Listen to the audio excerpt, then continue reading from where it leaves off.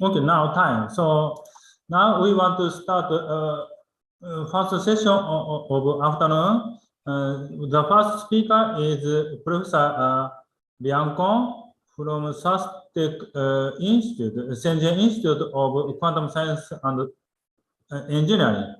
The title of his talk is The Category of 2D Rational CFTs. Please start. Yeah, thank you. Thank you for the invitation and the introduction. So today I'm gonna talk about the category of 2D rational CFTs. The main goal of this talk are to briefly outline the development of the mathematical theory of rational CFT, okay, based on the representation theory of vertex operator algebra, which is also called the VOA. Well, the second goal is to show how the language is refined and simplified in this process, and show that eventually it leads us to the study of category 2D rational CFTs, which is impossible without the language simplification. Okay, so that means to study the category of all these CFTs in the early stage of the development of CFT, this is impossible because the language you attack the CFT is too complex. Okay, so only after a lot of simplifications, the study of the category of these CFTs become possible. Okay, the story becomes really long, but I will briefly, before I jump to the mathematical theory, let me mention briefly outline the history before the mathematician, or almost before the mathematician started the mathematical theory. It has a very long history. I think the first, the CFT was originated from the study of critical phenomena in physics and the strong interactions in physics, okay? But in the early history of this development, mathematicians also made a contribution. For example, the appearance of Virasoro algebra was first discovered by mathematicians instead of physics, but now it does not have the physics name. Okay, it's called Virasoro algebra. Okay, the second important development called the OPE, which means operator product expansion, is proposed by a physicist, okay, Polyakov and Kadanoff and Wilson. Then the conformal bootstrap approach appeared proposed by Polyakov mainly, also Farah and all his collaborators in the Western world. The conformal bootstrap is a new way to understand the well. So I have to say something about the CFT. I made the abbreviation of CFT. It means conformal field theory. Sorry, I should really mention that. Conformal field theory is some kind of quantum field theory. In my talk, the conformal field theory means two-dimensional conformal field theory. So it's a quantum field theory with a conformal symmetry. Okay, so because the conformal symmetry in 2 dimensions is really big, really large. So it made the conformal bootstrap approach available because symmetry is too big. It just significantly restrict the content of the field theory. Okay. After that, I think another significant progress is notice the appearance of Virasoro algebra in the conformal field theory. That's around 1972. Later on, Polyakov generalized formalized the conformal bootstrap in terms of so-called operator algebra, which is beyond just conformal symmetry, and he introduced the structure constant. That's the very important. And the next, I think, fundamental progress is the representation theory of Virasoro algebra developed in 70s. Okay, especially the last one. This last one was fundamental progress and paved the way for the next important progress called the chiral algebra and minimum model construction conformal field theory made by Belevin, Polyakov, Zamolodchikov, okay, in 1984. Very important progress. I think a lot of people will when people talk about the modern development of conformal field theory, they will always say it started in 1984.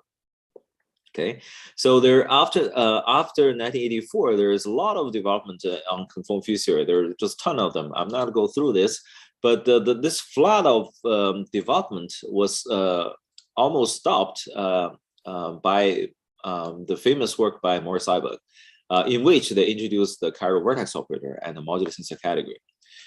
This work almost killed the subject in physics. Yeah, well, almost killed it, or probably killed it almost. Yeah, in a way that after 1989, very few physics work in this direction appeared after 1989. People believe that the subject was already quite well understood. So after 1989, you can see the fundamental progress are all made in the math, on the math side. Okay, in the recent year, this direction become more popular is because its application in condensed matter physics, especially in the study of topological phase matter. So that's one of the motivations why I start to review this, because this topic become more and more important to physics, and the development of mathematics, mathematical theory is not only making the theory which is known to physicists much more rigorous, not only because that. I think more important is that as the mathematicians develop the mathematical theory, they also polish the language. Not only make it rigorous, they make it simpler. Okay, the refinement of the language play a very important role to the later development, which is almost impossible without this language simplification. Okay. However, even for the math part, the story is still very complicated. There are essentially four approaches towards the 2D rational CFT. One of them is the conformal net from operator algebra. Okay, another is called the FRS formalism based on the 3D TQFT. FRS simply are the initial of the three people, Fuchs, Runkel, Schweiger. Their approach is mainly from TQFT. They use TQFT technique to construct the structure constant of the modular invariant correlation function in the 2D CFT. Another approach is called chiral algebra and chiral homology, mainly led by the Russian school. But this approach were limited to the chiral case. But conformal field theory include the non-chiral part. So, but this side story also very important. Okay, I think is the key development in this direction is Bayes and Drinfield's preprint in 90s. Later on, it was published in a book. I think in 2004. Okay, it's also very important development. However, I'm not going to cover all the first three. Only thing I'm going to cover is the vertex algebra approach. Okay, so I will restrict it to the first, the last one. Okay. All right, so let me briefly explain how the vertex operator algebra, which was also excuse me. Yes. Before going to your topic 4, but let me ask about the topic 2. What is 3D TQFT exactly? Oh, 3D TQFT, yeah, it's a three-dimensional topological field. Yeah, I know, but is it a kind of Chern-Simon theory or something different? What theory? I didn't hear. Chern-Simon theory. I know the example. Oh yeah. To be more precise, I should say Rastikin to REF TQFT. I see. Okay. Thank you. Yeah, it is Chern-Simon theory. Yeah. Okay. Okay. Thank you. Yeah. Okay. Yeah. Yeah. Any other questions? All right. If not, let me continue. So the birth of VOA have a very independent story. It's a start from the story start from a very interesting one. It starts from 1978. John Mackay observed that one of this number appeared in a power series expansion of a J function. Perhaps I heard the story. He went to attend a course in a number theory maybe, or this J function is a modular function, play a very important role in number theory. And this coefficient is pretty big one. And he made a comment that this number is another number plus 1. Okay, and this another number is the dimension of the smallest irreducible representation of the monster group.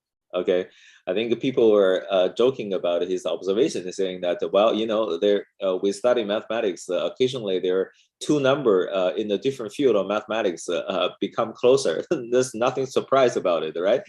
But it turned out that this observation is not so trivial, because people immediately notice that the next number, okay, in the power series expansion, also have some relation to the representation, the dimension of the representation of monster group. Okay, it is 1 plus this number. This number is same as this number. But the next number is the second smallest irreducible representation of monster group. Okay, so then the observation become non-trivial, and we can imagine that if this is true, the people immediately formulated the so-called monstrous moonshine conjecture by Conway and Norton. Okay, so it simply says that there is an infinite dimensional graded vector space. All right, and each VK, the homogeneous space, is a finite dimensional representation of monster group. Okay, the more precise conjecture is about the so-called Thomson-McKay series. Okay, and how it what kind of property it satisfies. But I'm not going to read this because it's not so relevant to our story. Okay.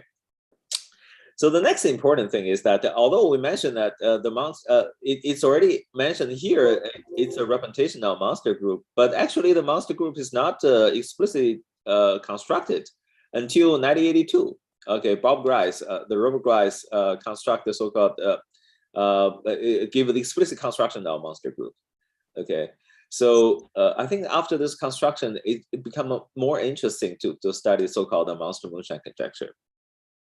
All right, this conjecture was had a breakthrough almost just 2 years later, or 1 year later. Okay, the construction of monster moonshine module was conjectured in the previous slides, right? But now it was explicitly constructed by Franco, Lapolsky, and Merman. Okay, they did it. They announced it in 1983, just 1 year later. So pretty amazing. Okay, and I think the paper was officially published in 1984. It's in the same year. In the same year, Balavin, Polyakov, Zamolodkov discovered their conformal field theory, discovered their minimal model construction of a 2D conformal field theory. Okay, so because it's published in the same year, and the relation of 2D conformal field theory was so noticed by audience attending their talks. Okay, because their physicists are sitting in the audience, a pretty interesting one. So the relation was immediately noticed. Okay, so but I want to point out that they constructed a monster moonshine using a so-called vertex operator, which already appeared in the work of 70s. Okay, people already noted there's some kind of interesting constructions called a vertex operator from the study of affine algebra in 70s. Okay, but so in this monster moonshine construction is full of this kind of vertex operators. Okay, but they didn't introduce the notion of vertex algebra or vertex operator algebra until a couple years later, by a deep observation by Borges. Borges tried to read their paper, read Franco, Merman, Lapolsky's paper very seriously, and he discovered an algebra structure out of this construction of FLM. Okay, Franco, Lapolsky, Merman. And I cut from the original paper, this part involved the so-called vertex algebra. And you can see from the fifth axiom. The fifth axiom is a very important one. It's called the Jacobian identity, okay? This one. And you can look at this formula. It's very, very long, okay? Very complicated. So at that point, to be honest, any mathematician who are familiar with the notion of algebra in mathematics won't be able to say this kind of a mathematical structure is some kind of algebra. It's really hard to, it's not algebra in any classical sense. Okay, and even if this way of formulating this algebra structure does not make it looks obvious that it has any connection to physics either. Okay, because physics have the notion of field, but this expression, it does not show you where the field of quantum field looks like. It doesn't see any connections of this. Okay, so yeah, that's also, but this is very important. Okay, almost immediate after that, Franco, Lapolsky, Merman was polishing. They refined Borges' discovery. and they wrote a very important book, which play a almost very crucial role in the development of vertex over algebra in the early, especially in the early stage. Okay, very important book in which they introduced a new version of Jacobian identity. We should look at this. Look at this. Okay, you can take a look, and now it looks different now, right? Compare with the previous one. Okay, compare with the previous one. There's no variable z, but now you have a variable z, which make the expression looks like a quantum field. So this is very important progress. You see, from mathematical part, very single small step is a big step to mathematician. Okay, to clarify all these things is very important. That the precision, okay, the rigorousness paved the way for the further development. Okay, so that's 1988. Okay, after that, okay, after many years of progress, many years of simplifications, I used the Dong's lemma and the Haitian Lee's local system. Eventually, a few books appeared, and the definition of the vertex operator algebra is simplified. Now you look at the definition; it's only in the one page. I'm not going to show you. I'm not going to read the details, but just give you some idea. Okay. Now the definition can be written in the one page. That's already amazing because well, just like the real number, you know, if you write down the axiom of real number, that's also will be really long. Okay. And in some way, vertex algebra can also be viewed as a quantum field theory. Well, it is quantum field theory, but I mean the field theory in a mathematical sense. It's a quantum version of classical field theory in some sense. Okay, yeah, that's a VOA. You can see how it was developed. So this tells you that the foundation of VOA was established, and what's the next thing to do? What's the next thing to do is that obviously you need to develop the repetition theory. Okay, develop what the algebra theory of the vertex algebra is, especially the repetitions, right? But there are two ways to develop a vertex algebra. Besides algebra theory, there is a geometric theory. So from here, the reason I separated it because I want to give you two separated stories. One is a geometric theory, another is algebra theory. Okay, so let's start from the algebra theory first. These two theories developed at the same time. Okay, so I have to split them, otherwise the logic will become a little confusing. You know, so I'll give you two routes of development. Let's start from the algebra theory. So the first important development after the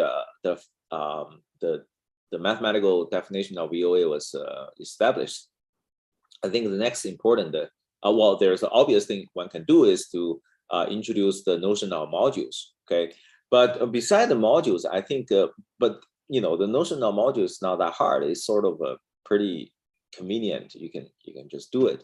But there is one notion which is highly non-trivial. It's not the classical, and you won't see this in the classical notion, even though it has a classical counterpart, but it's very new. It's different. It's called a chiral vertex operator. First introduced by physicists, not in a very rigorous way, but eventually become a so-called intertwining operator. Okay, so the definition of intertwining operator was written down in a book by Franco Huang and Lapolsky. The definition looks like this, and this condition also called the Jacobian identity is very similar to this one. It's very similar to this one. Okay, you can see the Jacobian identity here. There looks very similar, but to write it down explicitly in this way play a fundamental role in the history of the development of conformal field theory. So this chiral vertex operator or intertwining operator play a very important role in the later development of the subject. So that's why I want to highlight it. Oh, by the way, why it's called intertwining operator? Because classically it is called intertwiner. For example, from the group theory, from the representation of group, you can have a representation of a group. You have another representation of a group. You tensor them together. In the group case, it is still a group representation, and you can map to the third group, third representation of group. That's called intertwiner. Okay, but in this case, it is in the same spirit as intertwiner. That's why it's called an intertwining operator. But it is highly different. Okay, look at this axiom. Okay, it's very different. It had a lot of new things, so it's highly non-trivial. Okay, that's what I want to tell you. So the second important progress is Zhu's thesis, okay, in which he did two things. The first thing is that he introduced the so-called Zhu's algebra, which is a associated algebra defined on a quotient space. And I'm not going to give you some detail of this, okay? So you start from a VOA, you define a subspace OV in some way, and you quotient it, you get a quotient space. On this quotient space, you can define an algebra structure, which is associative. What is amazing is that this Zhu's algebra controls the representation theory. So that's a very fundamental progress, okay? The second progress he made is that he proved the so-called modularity of partition functions of modules over a rational VOA. By that we mean, what is the partition function? It just means you do a trace, okay, a Q trace, so-called. Q is a complex number, and L0 is the grading. Okay, is the grading of the module. Okay, C is so-called the central chart. Yeah, but anyway, it's almost like a trace of some. It's also called a graded dimension, by mathematicians. Okay, and it turned out that all these things, all these partitions functions form a representation of a span. Okay, you can span the vector space by changing the irreducible representation, right? They span the representation of the SL2Z. Okay, modular group. This is a very, very fundamental progress in the study of conformal field theory. Moreover, he had not only showed that, he showed that you can do a much more general trace, okay? By inserting, previously it's just a Q, right? But now you insert some kind of some Y, which is a vertex operator. Okay, you can also prove the modularity of this kind of a generalized correlation function. But very importantly, these Y are restricted to the module actions. There is no intertwining operator. This is very important because if you have an intertwining operator, you can almost prove the representation theory of representation, the category representation of V modules, representation over V, form a module sensor category. That's one of the fundamental goal guiding the development of on the mathematical side. That conjecture actually was already made in Morris Seiberg's 1989 paper, which ended the development in physics, right? So that's a very important conjecture guide the math development.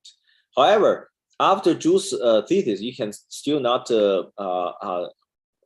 prove this conjecture because Zhu's proof does not contain the intertwining operator. Okay, so the study of intertwining operator is also very important missing piece. Okay, after Zhu's thesis, because I said that the Zhu's algebra control the representation theory, so Zhu's thesis immediately tell you how to go from there to really study the representation theory. Yes, there are quite a few work on this.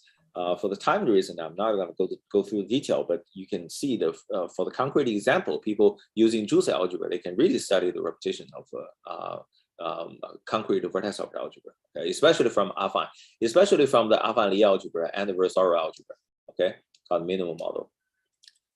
Okay, so the next important thing I think is the tensor category theory of the module over rational VOA, which really depends on the intertwining operator. Recall that we have a so-called intertwining operator like this. And but the problem is that this tensor product is the tensor product over a complex number. After you do this, 2 module over V, after you do the tensor product, it's not a module over V anymore. So that makes the problem really non-trivial.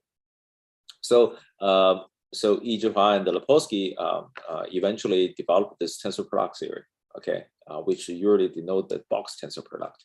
What they do is that they start with the dual vector space, which is really big, right? Because everything is infinite dimensional.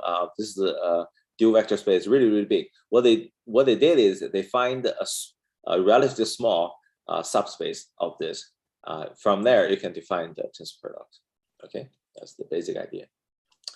All right, there are many important algebra study of VOAs. But unfortunately, all these work are not so directly related to what I'm going to talk about, so I won't expand the discussion here. Okay. Well, next important thing is the Huang's proof of a Linder formula and the modular tensor category. As we already mentioned, that prove that rational vertex orbital algebra give a modular tensor category as the module as the category of module over this vertex orbital algebra. Play a fundamental role in the development of conformal field theory, mathematical theory of conformal field theory, or mathematical theory of VOA. So Huang's theorem have been long expected, but eventually were proved. Eventually proved almost 10 years after Joule's theory. Okay, or more than 10 years, maybe 15 years after Joule's theorem. Okay, so very interesting one. So what the basic say is that if a V, 听不懂。 what? Did someone ask a question? No, maybe please, I'm sorry. Can I continue? Yes, continue. Okay. So Huang's theorem basically says that a VOA satisfies some natural conditions, and then it's the module category is a module tensor category. This is a very, very important theorem. Another theorem that plays some role to the later development is say that if you have a rational VOA, a VOA extension of V is equivalent to the commutative algebra in the tensor category. This theorem is very important, even though it's quite simple. It can be simply derived from Huang's big theorem. This is a much bigger theorem. From there, you can easily derive this. But this result play a fundamental role. Okay, it tells you that VOA which is such a complicated subject, can be simplified in a categorical language. Okay, it's just ordinary commutative algebra in a non-trivial tensor category. Okay, this is the algebra side of the story. There is also geometric side of the story. For the time being, I will do it very quickly. Okay, I think the most fundamental one is after the development of after the discovery of monster moonshine, Igor Frankel already noticed that the VOA can be used to study CFT. And also the Siegel's definition also plays some role, well, independent by Kontsevich. It says that, well, conformal field theory is some kind of a symmetric monoidal functor from board 2 to topological vector space, okay? Category topological vector space. Categorical language, okay?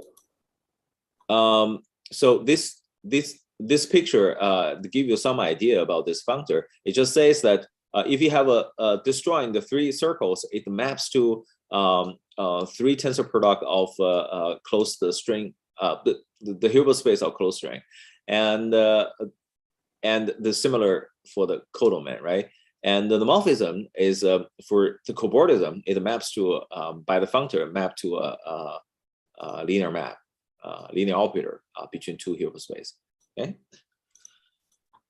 Well, the problem of the Kontsevich-Siegel's definition is that the quantum field in physics usually associate to a point in the space-time. They do not live in the Kontsevich-Siegel's definition in the direct way, because Kontsevich-Siegel definition involve a boundary component. So the modification of this definition was needed. The idea is to replace the Riemann surface with parameterized boundary by parameterized punctures, which was originally proposed by Vafa, physicist. Okay, and if you do that, you also have to replace the codomain by replace Hilbert space by graded vector space. Okay, this is done in Huang's Radical thesis. Okay, and the fundamental result in this direction is similar to Joule's thesis. Joule's thesis is appeared in the 1990s. Okay, in the same year Huang's finished his thesis. So both theses play a very important role in the development of the mathematical theory of conformal field theory based on the permutation theory of VOA. So what Huang's theory says is that VOA is essentially just equivalent to algebra over a complex analytic version of the 2D operator. It was reset in this case because the algebra over this operator usually is called the E2 algebra. Okay, so VOA is nothing but a complex analytic E2 algebra. Basically, that's I'm expressing it using modern language. Okay. So what is E2 algebra? E2 algebra is the algebra over 2-disk operator. It's just tell you that it is the algebra such that it has a lot of multiplication, and the multiplication was controlled by a disk or a sphere with 3 punctures. Okay, that's essentially a pens. Okay, pens dragged to the infinity. Each boundary component dragged to the infinity. It just tell you that okay, this algebra have a lot of multiplications. Okay, but these multiplications are all connected to each other on the modular space of Riemann surface. Okay, the multiplication is controlled by pens.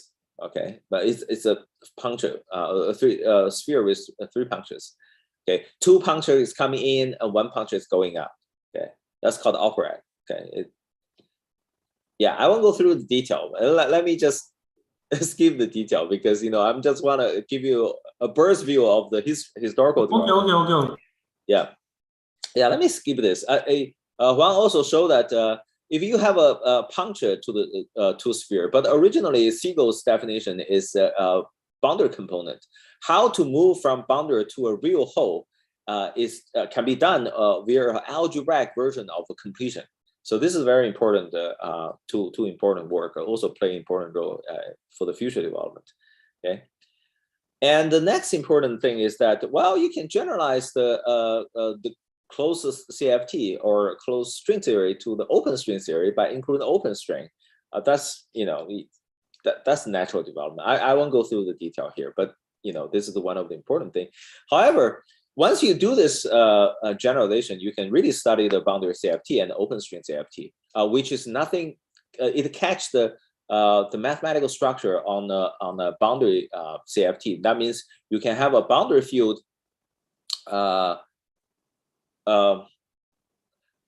The boundary field have OPE on the boundary. For example, like this, you have 2 fields. You can do the OPE as ordinary OPE, but since because the puncture are restricted to the boundary, you can on a complex plane you can restrict the boundary to the real line. So the field insertion become a real number now.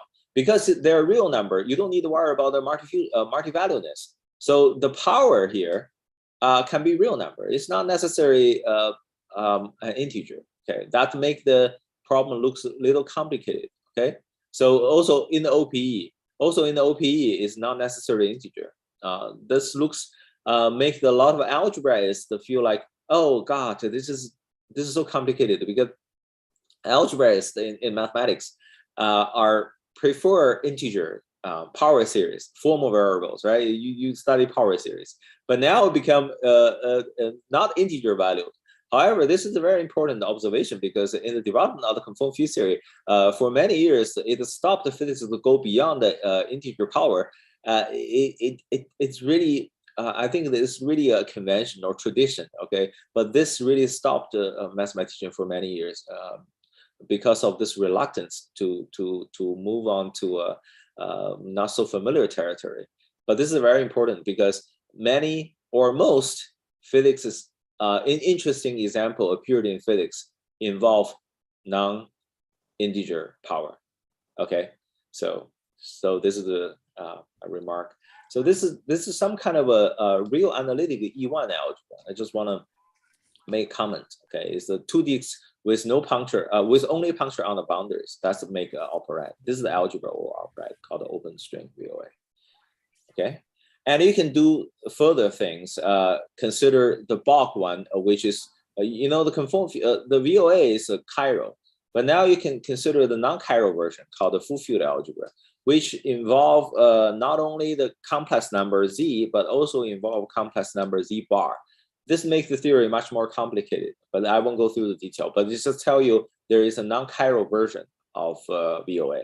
This can be viewed as a non-chiral version of VOA. A typical example is that you use one VOA tensor another VOA, okay? But on the second factor, in the second factor, all the field variable are necessary to be anti-chiral, okay? So that give you an example of full field algebra. That's some kind of real analytic tool, E2 algebra. Then what you can do is that you can combine full field algebra and open string algebra to form a so-called boundary box CFT. Okay, there are some field on the boundary, there are some field in the interior, some field it represent the closed string, open string, and some other field represent the closed string. So this is an open closed theory. Now you can combine them together. Okay, you can combine them together. You got an open closed field theory. That's quite complicated. Okay, but this geometric side of story is important, is necessary, and to construct the whole conformal field theory. Now, I want to unify the algebraic and the geometric approach, especially after Huang's theorem of modular system category. Okay, this approach after Huang's big theorem on the modular system category, which says that given a rational VOA, its representation category is a modular system category. Okay, combine this theorem together with what I said of the other one for rational VOA, a VOA extension of V is equivalent to a committee algebra. Okay, and also the geometric side of story. I just sketched it. Okay, I didn't show you much detail. Then we obtain, combining all three together, we obtain the categorical characterization or classification of conformal field theory. Okay, over rational VOA.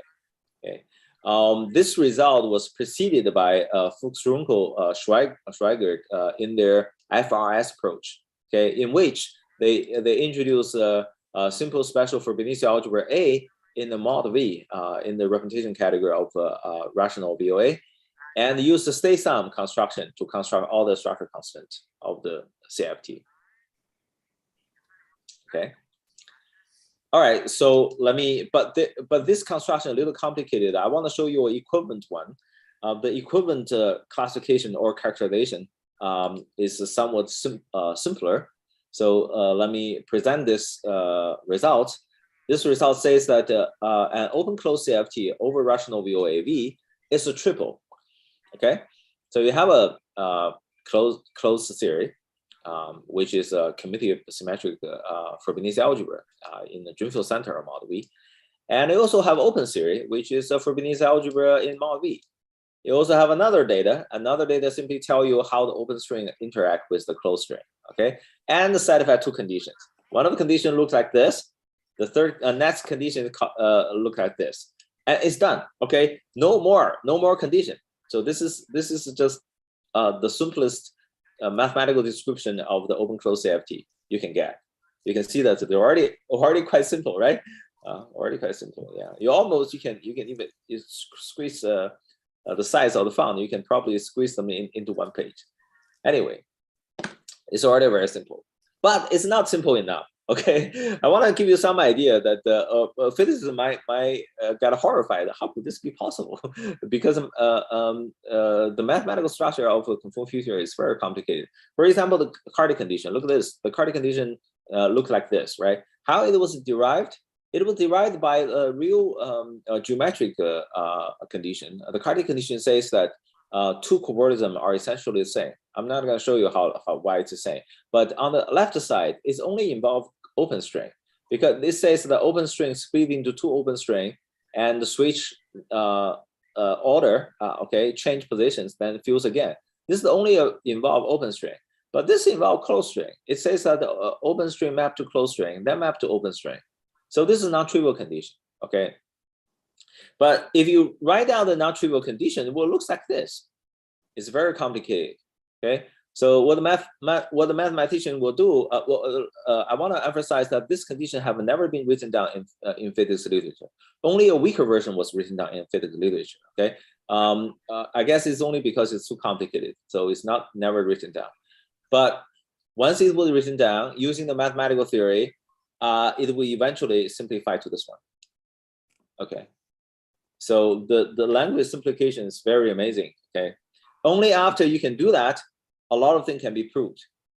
Okay, after this precise mathematical formulation of the open closed CFT, you can prove very strong theorem saying that the open string, the closed boundary CFT, okay, if it is A, the box CFT is nothing but its center in a categorical sense. Okay, you can even prove other formula. Let's say two boundary are Morita equivalent if and only if their box is same, so on and so forth. There are many other simplifications can be done. For the time reason, I probably won't be able to say much about Okay. Okay. Maybe just briefly. After this development, after the mathematical theory was fully established, you can study defect. Okay. At the very beginning, Fuchs, Runkel, Schweigert, Fröhlich made the first fundamental progress using their FRS formalism of 2D RCFT. In this formalism, everything can be made explicit. The domain wall simply can be defined, a defect between two block face can be defined as a bimodule. Okay, and from there, further simplification was introduced by Davidov and further work by all three people. We simplify the mathematical language of RCFT by using a powerful categorical language called internal hop. Okay, I don't have enough time for this. It just say that everything you can find in the CFT. This is the box CFT, living in a 2-cell. This is the domain wall CFT, living in the 1-cell. This is the 0-cell, okay, living on a 0D domain wall. Everything is internal hop, okay? So this simplification is pretty amazing. Tell you everything is internal hop. Then you can do the simplification. Because everything is internal hop, you can reduce the data to a single fusion category, or is enriched version. Okay, the enriched version, all the hop is replaced by internal hop. So this dramatic simplification was made possible after that. Because of this simplification, you can finally talk about the category of conformal field theory. Okay, because you look at, you can have one conformal field theory on this side, another conformal field theory on the other side, but on the one side, everything was reduced to a single fusion category. On the other side, it is also reduced to a single fusion category. Everything else is internal hop. It can be recovered from other data. And what's on the domain wall between those two CFT? You can simply reduce the data to bimodule of A and B. Okay. As a consequence, the category simply is a consistent object which is given by multi-fusion category, and the one morphism given by bimodule. It's a dramatic simplification. Okay, you can even make it simpler. You can make it simpler by showing that this is nothing but a close-like category of the trivial 3 category. Okay, I changed this setup a little bit. It's called the 2D quantum liquid because it's already slightly general, more general than CFT. Okay, but yeah, that's the end of my talk. I just want to show you that only after the simplification of the language, the category of rational conformal theory can be computed within a slightly bigger category. Okay, slightly more general notion called quantum liquid. All right. Thank you. Thank you very much. So now we have a discussion time.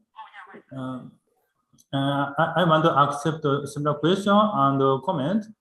So do you have any comment or question?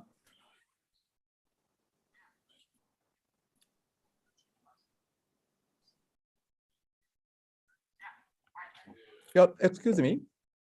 Yes.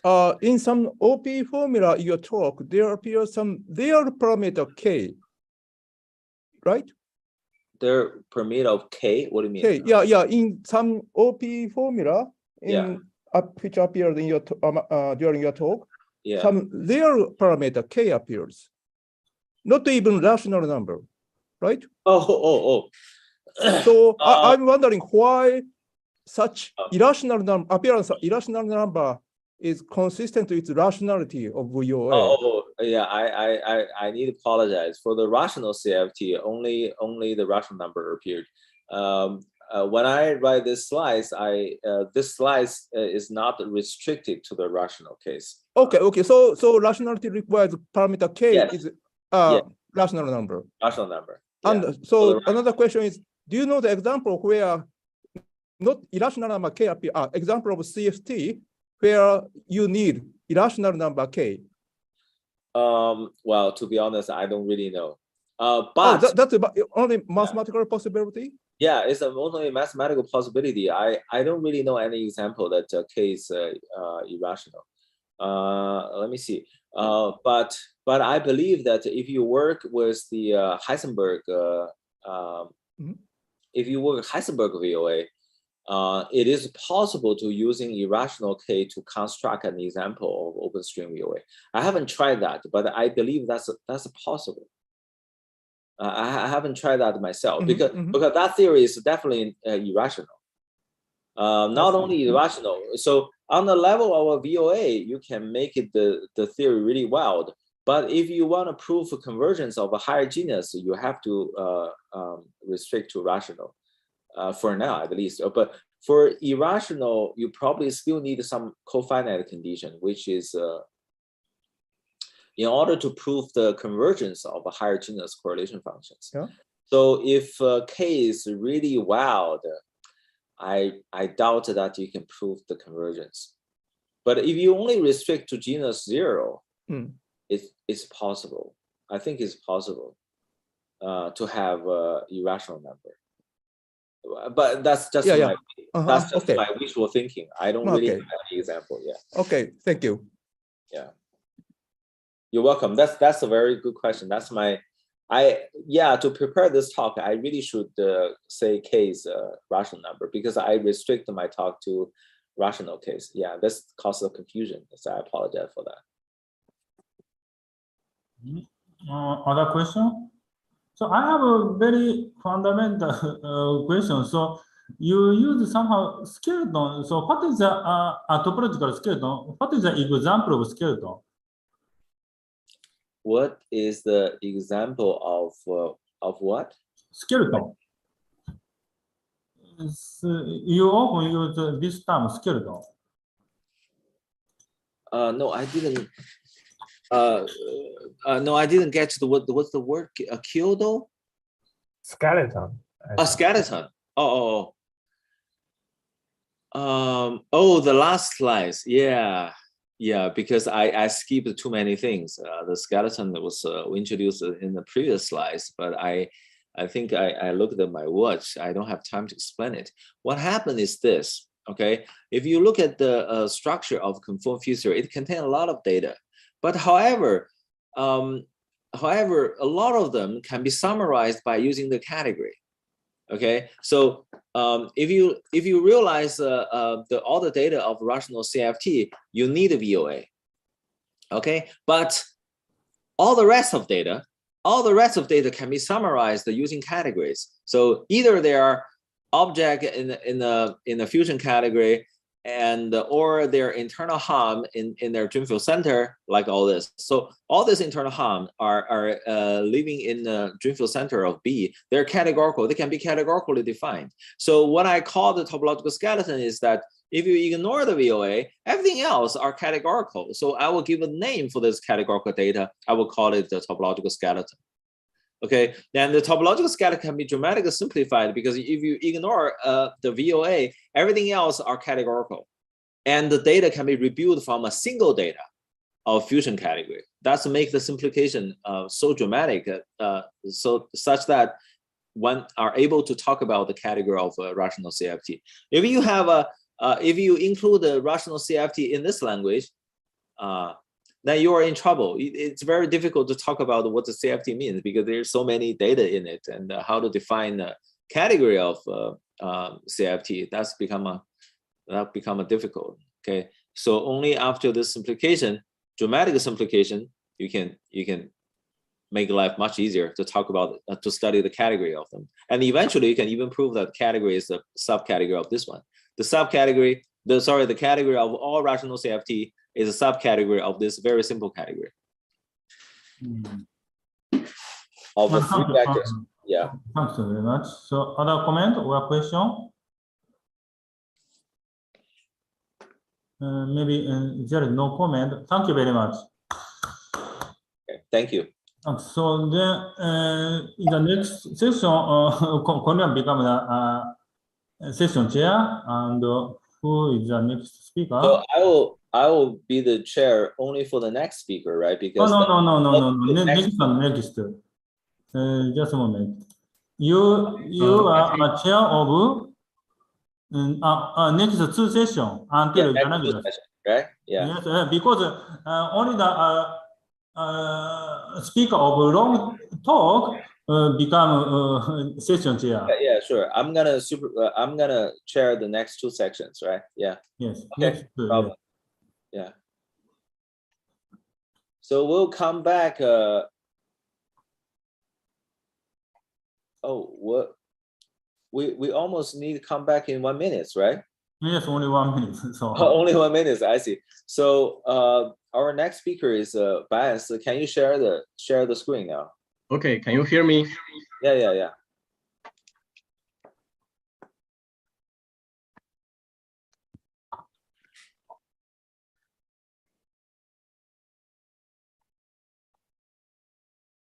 Okay.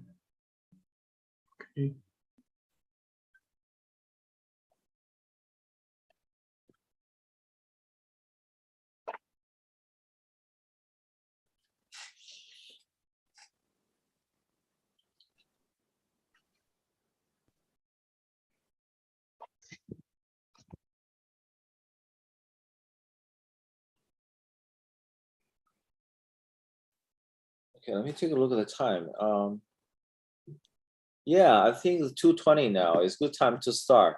Okay, so our next speaker is Ansi Bai, who is from Southern University of Science and Technology, and today he's gonna talk about he's gonna talk about a 2 categorical interpretation of the reconstruction theorem for weak-hof algebra. Yeah, let's start. Yeah. Okay, thank Liang. Thank the organizer for giving me the honor to speak at this SUSTech-Nagoya workshop on quantum science. I'm Ansi Bai, and today I'm going to talk about this 2 categorical interpretation of reconstruction theorem for weak-hof algebras. This is based on a joint work with Zhihao Zhang, who will speak after me, and this is our work in preparation. Well, the notion of weak-hof algebras, or WHAs, originates from the motivation to describe certain symmetries in quantum field theory and operator algebras. As a quantum symmetry, WHA, along with their representations, have wide applications in the studies of both quantum phenomena and novel algebraic structures. Our goal today is to give a new interpretation or generalization of a basic theorem on WHAs. This theorem is called the reconstruction theorem, or Tanaka-Crane duality for WHAs, of which the original version is due to Professor Takahiro Hayashi, who is also from Nagoya University. This theorem establishes a strong relation between WHAs and their representations. I hope you can get interested. Okay, I will first tell you some basics on WHAs, and secondly, the reconstruction theorem, and finally give you my interpretation. So this is just a 1-page introduction to WHAs. A weak-hof algebra is a vector space H together with 5 linear maps M, U, delta, epsilon, and S, where H, M, U is a finite dimensional associative algebra, and H delta epsilon is a co-associative co-algebra. And delta preserves multiplication. That is, delta is a homomorphism of algebras, but it only does not preserve the unit. And M, U, delta, epsilon satisfy some certain other compatibility conditions. And the antipode S is an algebra anti-homomorphism and also a co-algebra anti-homomorphism, subject to certain compatibility conditions. Of course, you don't need to recite all of these, and I will give you a short example of weak-hof algebra. Let G be a finite group point, that is, a group point whose home set and the set of objects are all finite. Define a weak-hof algebra CG to be the span of all morphisms in G, with the multiplication defined to be M G1 tensor G2 to be G1 G2 if G1 can be left composed to G2 and to be 0 otherwise. And the unit of this algebra is defined to be the sum of all identity morphisms. The delta of G is defined to be the copies of G, and the epsilon of G is defined to be 1. And S of G is defined to be G inverse. So let me remark that when G has only one object, that is a group, then CG is the group algebra and is a basic example of Hopf algebras. An interesting fact is that there are two canonical subalgebras of a WHA-H. To see this, first know that there are two projections, PL and PR, and from H to H.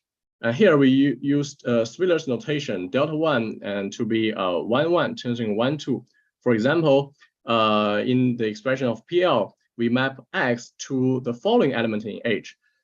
We first multiply X with the first factor with delta 1, and then we apply epsilon to get a number. And then we multiply this number to the second factor of delta 1. So we get an element of H. So then we have the following facts. First, the imagers HL, which is defined to be the image of PL, and HR, the image of PR, are closed under multiplication and contains 1. Thus are subalgebras of H. Moreover, they are separable. Secondly, the algebras HR and HR are anti-isomorphic. That is, HR is isomorphic to HL. Thirdly, the algebras HL and HR mutually commute with each other. That is, for X in HL and Y in HR, we have XY equals to YX. Fourthly, there is SHL equals to HR and SHR equals to HL. That is, the antipode transfers the two subalgebras to each other. Okay, let us see the case groupoid algebra. For the groupoid algebra CG and for G from A to B, a morphism in G, the two projections read PR sending G to the identity of A and PR sending G to the identity of B. And consequently, HL equals to HR equals to the span of all identity morphisms. The projections PL and PR are hence called the source and target maps respectively, while the subalgebras HL and HR are the source target algebras. Well, in this case, the source and target algebras, as you can see, are commutative algebras. Indeed, they are just copies of the complex number, right? However, this is not true in a generic WHA. Let me say something about the representation category of a WHA. Let H be a WHA and let H mod denote the category of left modules over H. Then the aforementioned facts on the two subalgebras lead to the following statement. There is a forgetful functor U from H mod to HL tensoring HR mod. Here, the functor U acts in the following way. Given a left H module V, the left HL tensoring HR module UV has the following HL tensoring HR actions. It has commuting left actions from XV to X acting on V, and from YV to Y acting on V for X in HL and Y in HR. Well, note that HL mod HL is a monoidal category. And sorry, by HL mod HL, I mean the category of HL bimodules. And I will use this notation to denote the category of bimodules. Okay, so HL mod HL is a monoidal category whose tensor product is given by the relative tensor product over HL. Using axioms of WHA, one can also show that the category H mod carries a monoidal structure. Well, this fact may not be very surprising to those of you who are acquainted with Hopf algebras, since Hopf algebra is just the special kind of a weak Hopf algebra, and the category of representations both carry a monoidal structure, and they carry a monoidal structure in a similar way. Well, for those of you who are not acquainted with Hopf algebra, you can just view it as a fact. And secondly, the functor U is monoidal.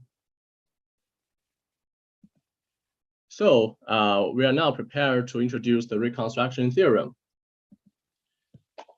Indeed, I have introduced the right squig arrow in the following figure. From a WHA-H, we get a pair, we get a monoidal category H mod, right? And we get a separable algebra HL, which is the subalgebra of H. And we get a monoidal functor from this monoidal category H mod to the bimodule category of this separable algebra HL. So the reconstruction theorem simply says that this right squig arrow has an inverse. So what does it mean? what should the inverse of the right square arrow achieve? Well, it should read from a monoidal category C and from a separable algebra R and from a monoidal functor F. Well, can we get a WH such that C equals to H mod as monoidal categories, and R is equal to the subalgebra of H. And finally, this functor U is isomorphic to F. Okay. Are there any questions? Please interrupt me. Now I briefly will show you how the left square arrow can be realized or prove the theorem. Okay, so now we start with, recall that we start with a pair CF, and first we define a long forgetful functor F tilde from C to the bimodule category of R, and then through the lowercase of F to VAC, where the lowercase of F acts in the following way. It forgets the R bimodule action and preserves the vector space.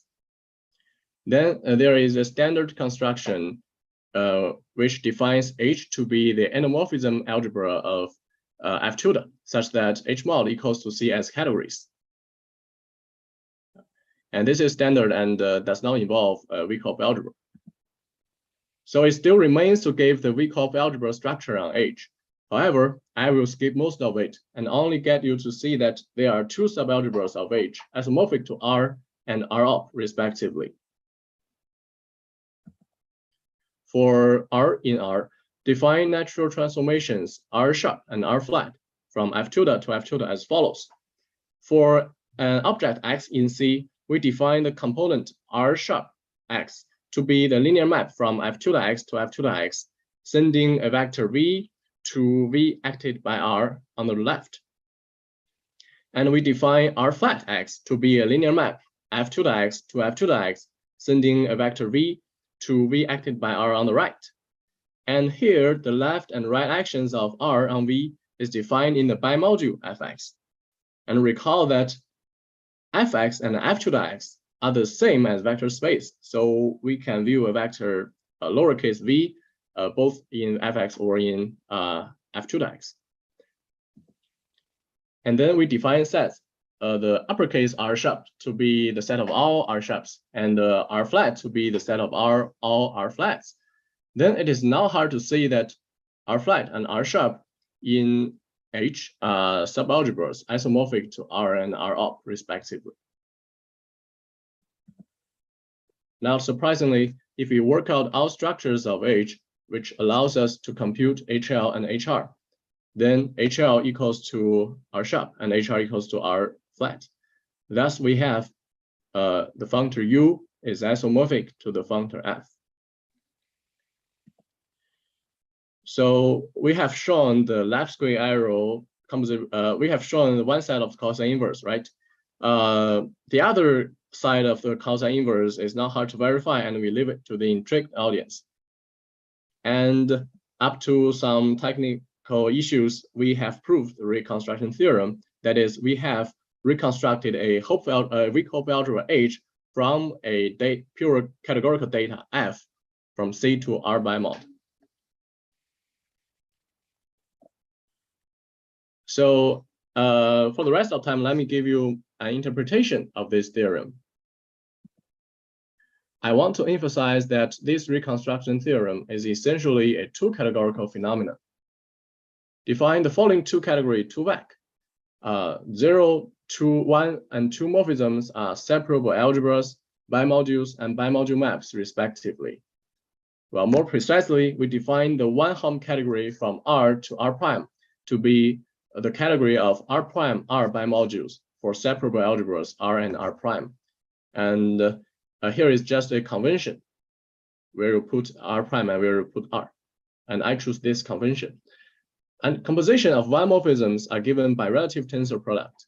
More precisely, we need to give a composition functor, right? And the composition functor is defined to be the relative tensor product over R prime. Then it is easy to see that the monoidal category, which is the category of bimodules over R can be viewed as the looping of the one object full sub2 category R of 2vec, as is shown in the graph below. That is, we only choose one object of this 2 category, and then we include all the one morphisms, anal one morphisms of this one object, and we get a monoidal category, which is precisely R mod R. In particular, the data of the pair CF are precisely of the data of a pair BC and F prime. And here BC and F prime are defined in the following figure in an evident way. So BC is just a 2 category with one object, and its endo one morphisms are objects in C. And F prime can be obtained by F and this inclusion. And you can check that the data of this pair and the second pair are identical. Thus, it is equivalent to say that the reconstruction starts really from the pair BC and F prime, which is a 2 category data. A natural question is, can one reconstruct some algebraic data from more general 2 functors to 2vec? Well, let me give you a remark. Why do we care about 2vec? The 2 category 2vec is too equivalent to the category of finite semi-simple C-linear categories, C-linear functors, and natural transformations, which deserves to be viewed as a categorification of vec. So it is a very basic 2 category. Well, the answer to the previous question is yes, we can. Let D be a 2 category and let U from D to 2vec be a 2 functor. And we can reconstruct some algebraic data from this pair, D and U. Well, we denote the home categories in D by DAB, and the local one functors of U by UAB. And recall that UAB sends a local one home to a local one home of vec. And then we have a one functor, UAB tilde, sending DAB to the category of UB UA bimodules, and then use the lowercase of f to vec. Then the standard construction tells us that the algebra HAB, which is defined to be the endomorphism space of UAB tilde, satisfies that HAB, the category of left HMAD modules, are equal to DAB as categories. Moreover, there are algebra homomorphisms UB to AHAB and UA up to HAB. As a matter of fact, the whole algebraic data reconstructed from U can be formulated. I will just go through this definition, but you need not recite this. So I call this algebraic data a Wyckoff algebroid, following a paper by Day and Street, which they define Hopf algebroid.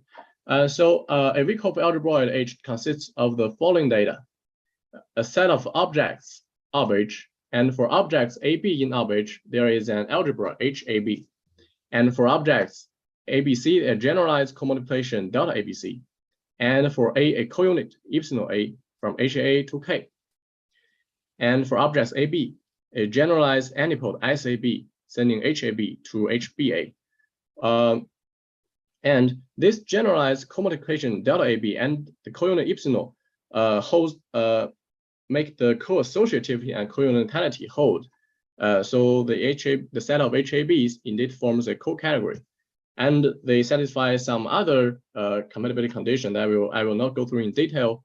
However, let me stress that the antipode is a map from HAB to HBA, and it is an algebra anti-homomorphism compatible with the co-multiplications, and that satisfies certain conditions. Well, a one-object Wyckoff algebroid is a Wyckoff algebra. So what I'm basically saying is that there is theorem one can reconstruct a Wyckoff algebroid from a pair D, U, where D is a 2 category and U is a 2 functor. The converse is also true. Given a Wyckoff algebroid H, there is a pair mod H and FH, where mod H is a 2 category and FH is a 2 functor. So this theorem generalizes the reconstruction theorem for WHAs. More precisely, if we take D to be a one object 2 category, then we recover the latter. This provides a way for understanding the original theorem, especially the appearance of the category R mod R there. Let me skip some details about this Wyckoff algebroid. Just let me focus on the latter two. So some examples of Wyckoff algebras can have its Wyckoff algebroid counterpart. In particular, the Wyckoff algebra studied in Kitaev and Kohn is indeed a substructure of Wyckoff algebroid, which can be used to describe more general boundary excitations in level 1 models. And this is the starting point of my collaborator and me to study things like Wyckoff algebroid. That is, we need to clarify algebraic structures in Kitaev and Kohn and delve into it. So thank you all for listening. And I would like to thank Liang Kong, Zhihao Zhang, and members in my group, and Shang Sui. Thank you. All right. Nice talk. And shall we thank the speaker? All right, it's a problem section. So anyone have any questions? Does anyone have questions?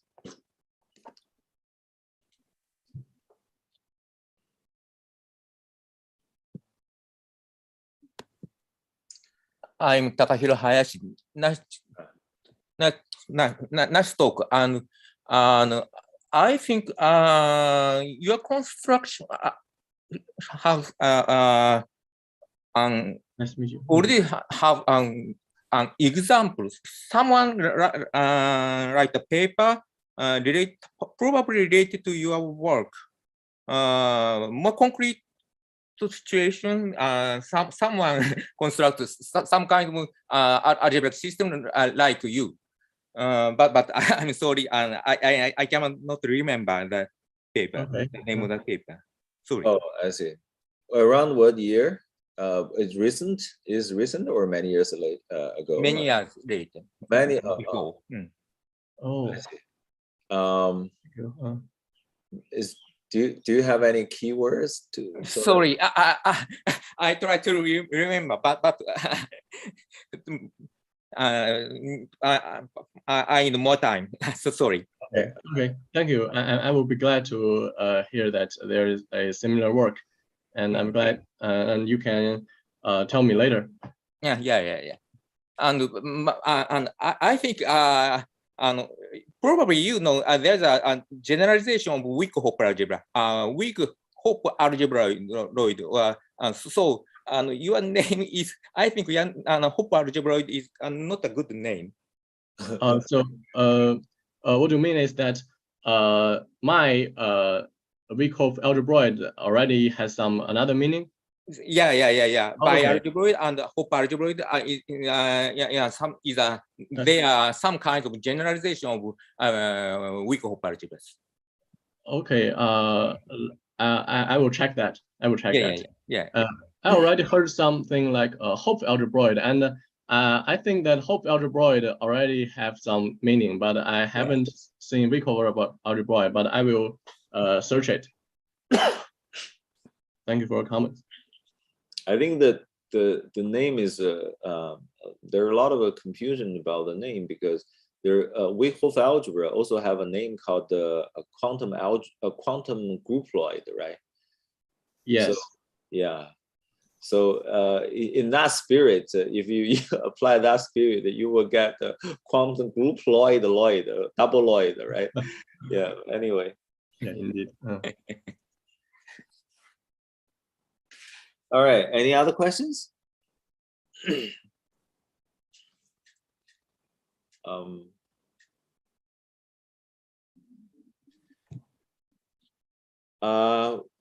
Well, if not, let's thank the speaker again.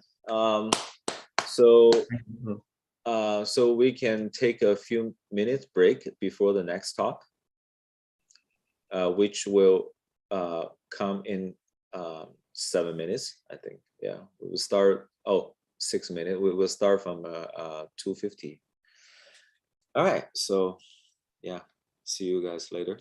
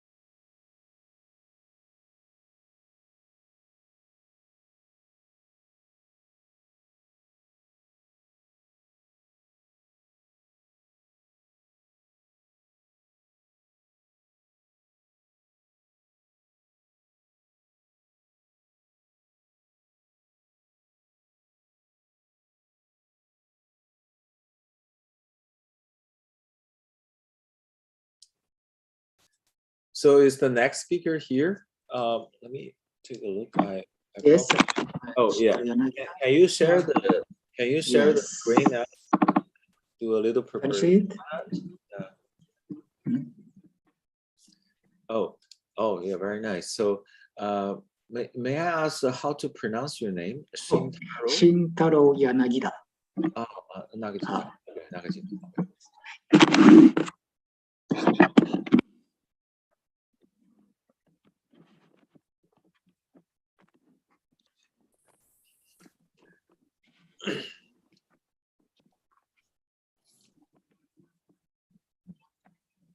Since they still have 2 minutes, do you know the Chinese letter of your name?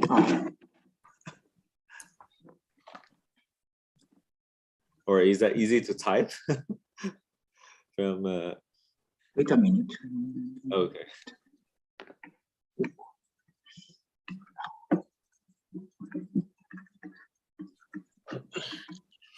This one is Yanagi.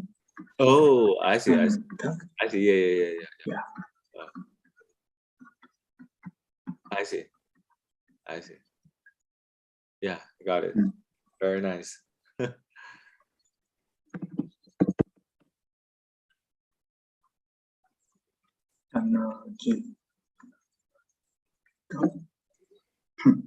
Yeah, I see. I see.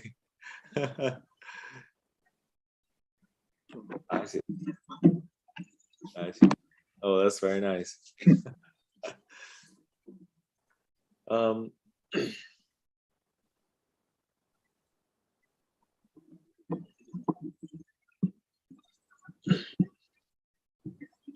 It looks like your interest is very close to what I talk about. Yes. Integral models. Yeah, okay, I think the time is ready. So let's start the next talk. The next talk will given by Shintaro Nagoya. And he's gonna talk about the introduction to Macdonald polynomial from the viewpoint of a quantum integral model, integral systems. Yeah, let's start. Thank you very much for the introduction. And as an organizer, I'd like to thank all the participants and all the speakers for joining this workshop. So my talk is, as the title says, so I will give some introductory talk on Macdonald polynomials. Since in this workshop, there are several talks, especially on Wednesday tomorrows, so those are related to Macdonald polynomials. And my talk is divided into 3 blocks. And the first block is an introduction of the most basic one, the Macdonald polynomials of type A and its relation to quantum integral systems. And that word of type A means that it is a symmetric one. So anyway, so this one is some symmetric polynomials. And in the end, I will talk, Macdonald polynomials of type A is nothing but some deformation of sure polynomials with some parameters. So let me start with this classical object sure polynomial. So here is some global notations of my talk. The symbol X denotes a set of commuting n variables, x1 through xn. And Sn denotes the symmetric group. And Sn acts on the module of the polynomials, the Laurent polynomials of variable x1 through xn with integer corrections by permuting the indices of these x variables. And I denote by this symbol the module of symmetric Laurent polynomials. So the polynomials, Laurent polynomials that are preserved by this Sn action. And I also denote by p plus, it's a little bit strange notation, but this symbol denotes a set of dominant weights of type n minus 1. But the actual definition is that just a dominant weight is sequence of integers of xn, which is not non-inclusive. So any such a dominant weight lambda, we have so-called sure polynomial, which I denote by S lambda x. That the expression definition is the ratio of these determinants.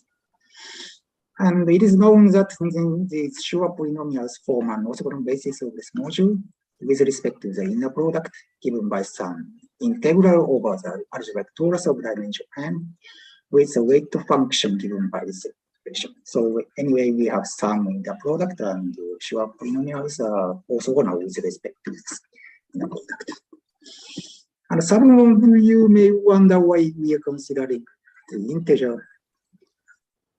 integers here, that restricting lambda to a non-positive, to a non-negative entries, then dominant partition is dominant weight is nothing but a partition. So we have the usual sure polynomial. This is a genuine polynomial, not a Laurent polynomial. So anyway, so in this standard setting, the sure polynomial is gives a basis of this module of symmetric polynomials. And sure polynomials is known to have a nice property called the triangular expansion. So here I denote by m lambda. This is another basis of the symmetric polynomials defined by the orbit summation, and it is called the monomial symmetric polynomial. And this is anyway a basis of this space module, so we can expand the sure polynomial in terms of m lambdas. The statement is that in this expansion, only partitions which is equal or less than the lambda, the index of the sure polynomial appears. So here I used the so-called dominance ordering.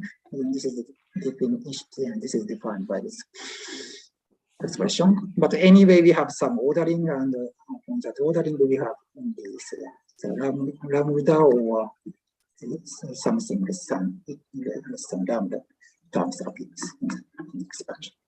So here is some example of that triangular expansion.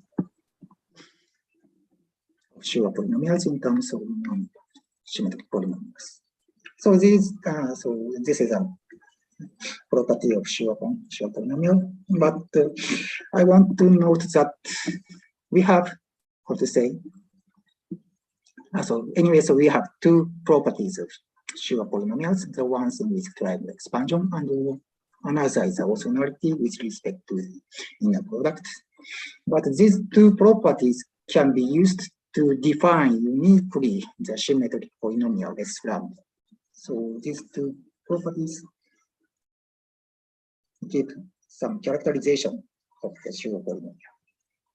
So this is a very short introduction to sure polynomial, but what I want to explain next the Jack polynomials, and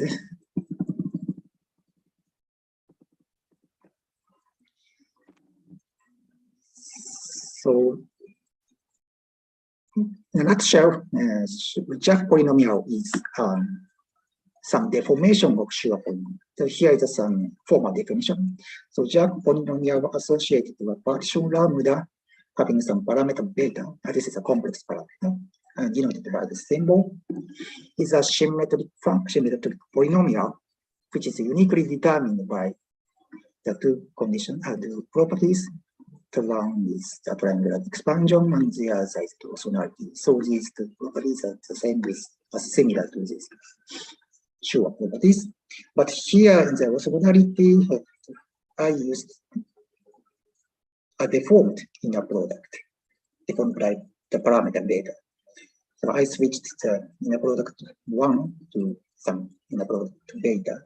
So this inner product is given by this integral, but in the integral we use the weight function depending on parameter beta.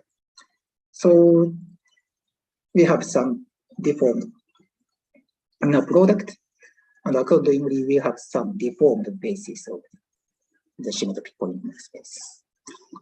And if we take beta to be 1, then this in the product reduces to sure in the product.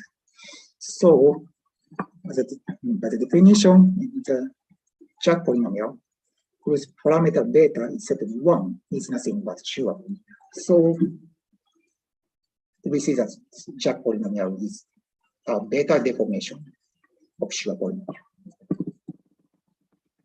Here is some expressed examples of Jack polynomials for small functions. So to expanding by the monomial symmetric polynomials, we have some coefficients including beta. And if we set beta to be 1, then these expansions reduce to expansions of sure polynomials.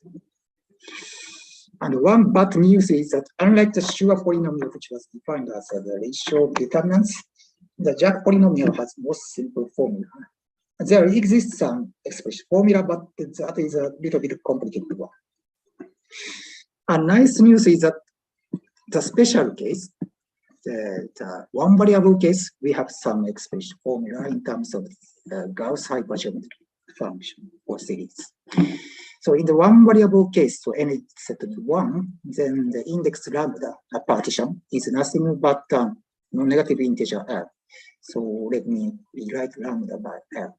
Then the Jack polynomial of indexed by L, JL, is equal to the Jacobi polynomial with some specialized parameters.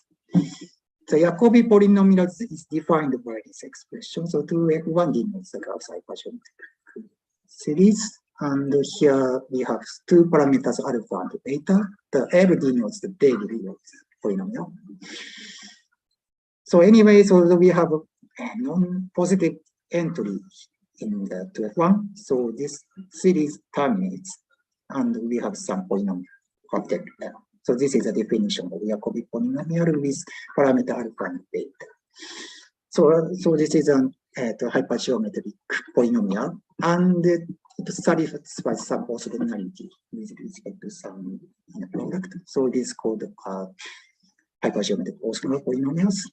And the Jacobi polynomial sits in the very famous ASCII scheme of hypergeometric orthogonal polynomials.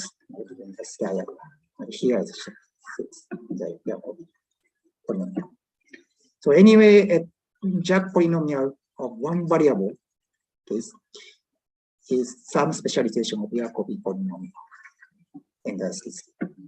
And in Yamaguchi-san's talk tomorrow, there will be a Q analog of this diagram. So it is called the Q ASCII scheme for that.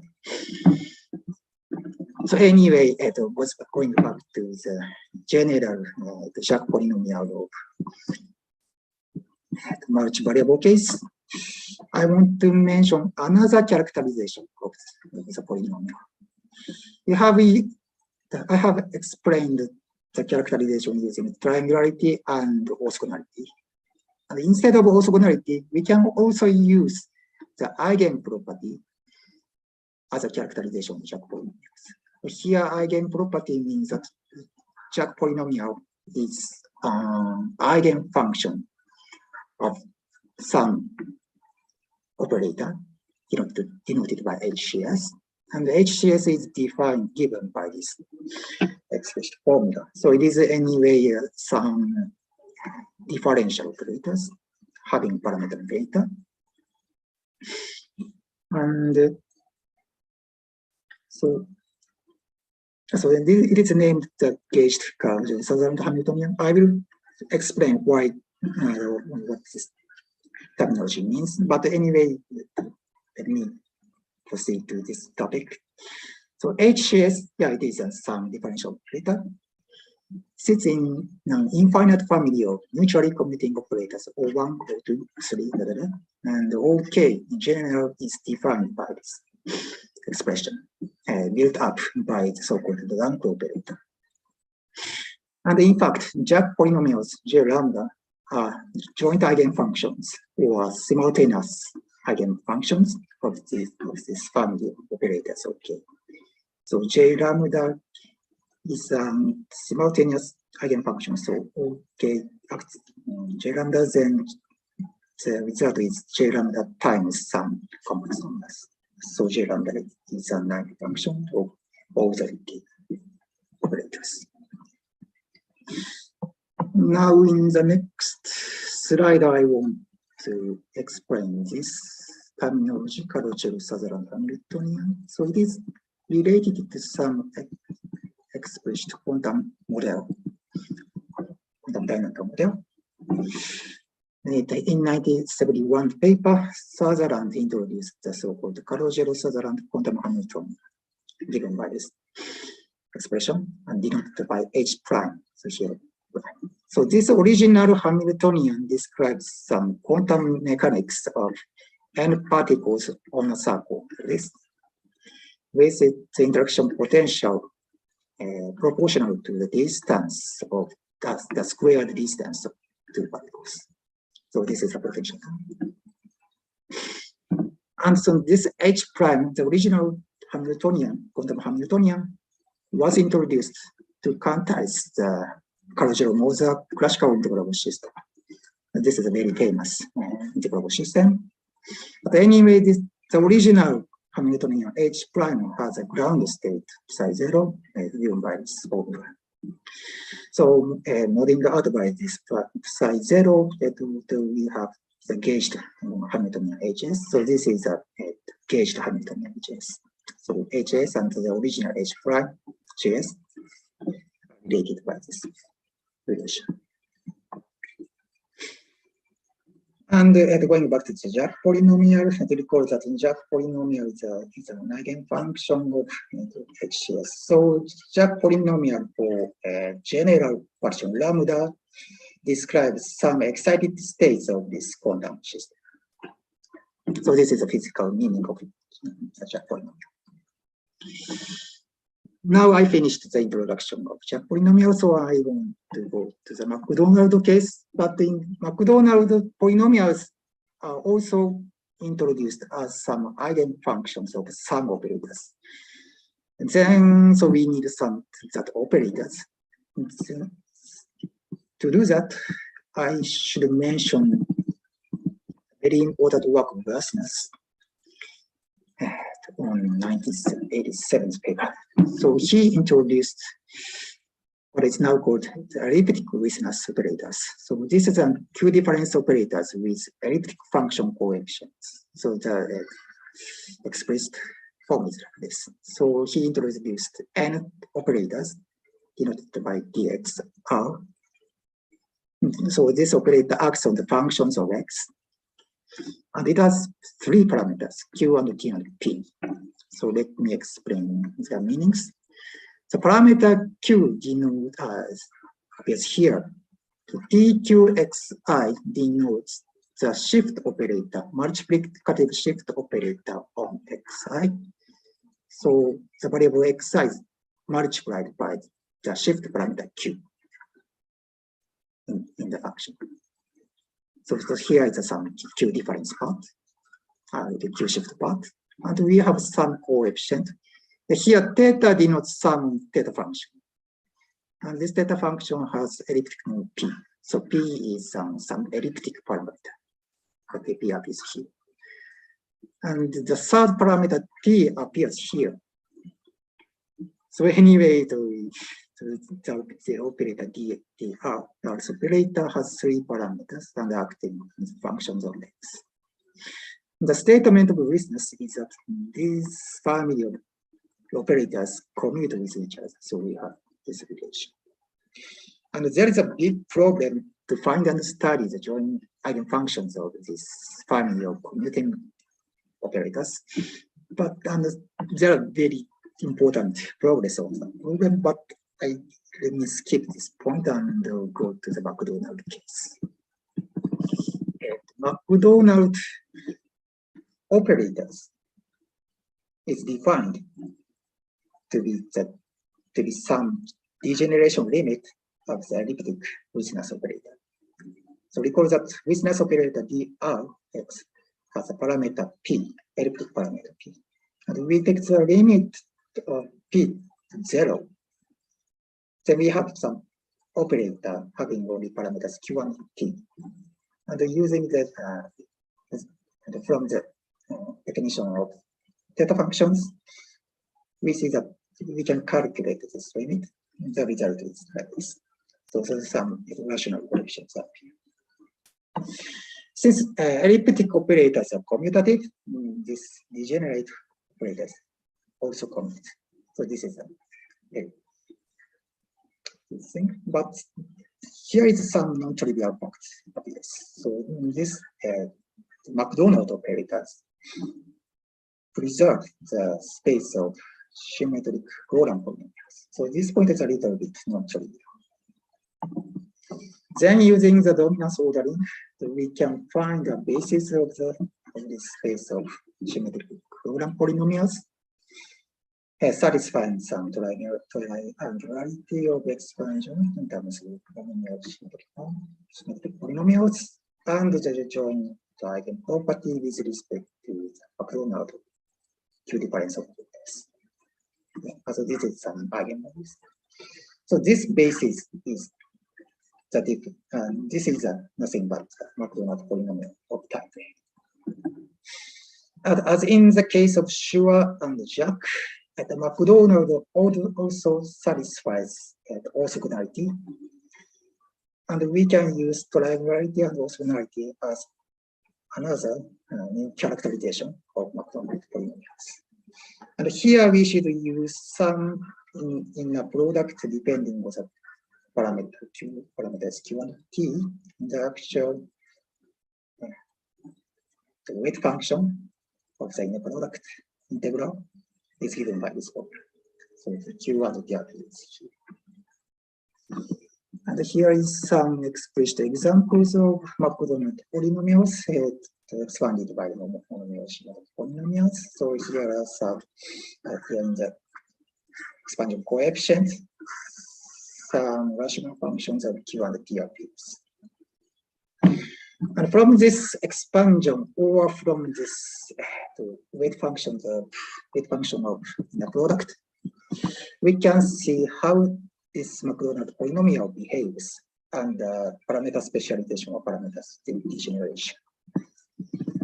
If we take parameter t to be equal to q, then this polynomial seems to depend on the parameter q, but it's actually independent of the parameter. So reduces to the Schur polynomial. So you can see that that if you take t to the q, then this function receives to be 1, and this function receives to be 2, I think. So anyway, so p lambda q and t for q is equal to the Schur polynomial. Here is another degeneration limit. And if we take t to be q powered by beta and take the limit q to 1, then this polynomial, depending on parameter beta, is equal to the polynomial depending on beta. So in this sense, McDonald polynomial is a QT deformation of Schur and Jack polynomial. That is what I want to tell you in a way. So here, I have almost finished the introduction of McDonald. Here is some comment on the operators and parameter degeneration of operators. So it needs some technical care, but in the end, we can show that the infinite family of commuting operators O1, O2, 3, appearing in Karojiro-Sazamato model can be reconstructed from the McDonald operators.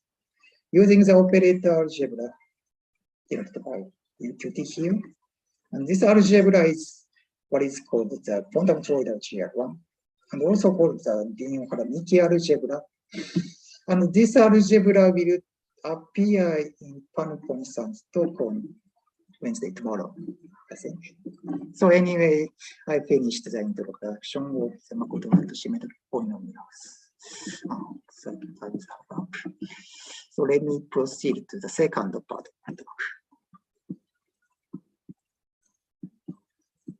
The second part is anyway, some extension of the type A theory I explained so far to some general theory for general root systems. And that theory was established by McDonald. But before going to the general theory, let me explain the motivation to extend such a McDonald symmetric polynomial theory. Why we can expect such a general theory exists. So recall that we have an eigen equation for the McDonald polynomial, McDonald symmetric polynomial, for the difference operator of first order. So D1 P lambda is equal to P lambda times something. And let me take lambda, the partition lambda, to be the empty partition or the sequence 0 of zeros. Then the corresponding polynomial is not to be equal to 1. So this equation, the right-hand side is equal to just epsilon lambda, so some constant. The left-hand side can be calculated, and the result is as follows. So we have a non-trivial equality like this. So in the left-hand side, we have some x-dependent terms, but summed up, it is independent of x. And McDonald has found that there is some extension of this equality to any finite wide group, W finite. So the general equality looks like this. But anyway, if we take W or corresponding root system to be of type AN-1, then the wide group reduces to the symmetric group. And rewriting something a little bit somehow, these variables, we recover the original eigen equation of McDonald polynomial type A with constant version. So this generalized, this McDonald identity is actually the motivation to generalize the theory of McDonald symmetric polynomials to general systems. The point is that we should somehow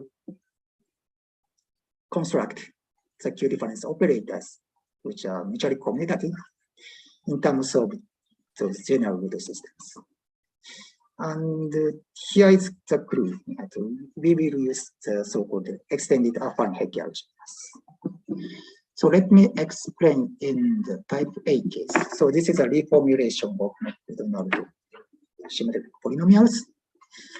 So here is Sn, the symmetric group, and I regard it as a Coxeter group with generators Si. So Si is given by the adjacent permutation. So this can be regarded as a finite wide group. And this finite wide group can be extended to the affine wide group by an extra generator S0. We can also extend this affine wide group moreover to the extended affine wide group by another generator omega. This extended affine wide group, denoted by W, can also be regarded as a semi-direct product of finite wide group and the translation part of the weight lattice of the corresponding system. And associated to this extended affine wide group, we have the so-called extended affine Hecke algebra HW. I will not give the precise definition of this algebra, but to please understand that this algebra is a T deformation. It's just some deformation of the group algebra, the extended affine wide group W. So it has an algebra having the parameter T, and which is similar but a deformed one from the group algebra of W. And the point is that we can realize this HW algebra by the difference operators, so-called SUSTech operators, TIs. So I runs through 0 to n minus 1, and given by this formula. The statement is that the HW is realized as generated by Ti's and another operator omega tilde given by this expression. So anyway, we have some good algebras and good realizations. And using this realization of affine algebra, we can construct the Q analog of Tango operators. So this is the definition, Yi. So Yi is constructed from the generator, from heuristic operators and omega tilde. And the fact is that these Q-Tango operators give the algebraically independent generators of the center of the extended affine algebra. Moreover, the McDonald Q-difference operator of type A can be reconstructed or can be presented as an element as the elementary symmetric polynomial Q-Tango operators. So anyway, so we have reformulated the Q-different McDonald operator in the extended affine algebra. And this reformulation is very important since this argument can be extended to other root systems and W. And the general theory is built for some pairs of S and S prime, and these are affine root systems in the sense of McDonald. But there are actually three classes of pairs on which we can build a general theory. And there are some three classes. And the type A case sort of have explained so far corresponds to type 1 term, the class 1, with this choice of the pair. Yamaguchi-san tomorrow will talk of the type C check C, and this type sits in class 3. And the corresponding polynomial is called the conwinter polynomial. So anyway, we have some, if we are given some pairs of affine root systems, then we can construct McDonald polynomials. And before going to the explanation, here is a classification table, the reducible affine root systems in the sense of McDonald. So type A is encoded by extended link diagram of type A. And here is the type C check C. And this corresponds to conwinter polynomial. And so this diagram will appear in Yamaguchi-san's talk tomorrow. But anyway, this is the classification.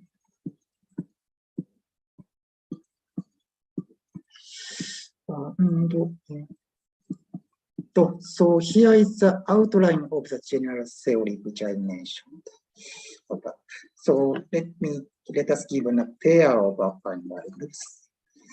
Then we can construct from S prime at the extended affine variable W and the associated extended affine algebra HW and its realization by heuristic type operators.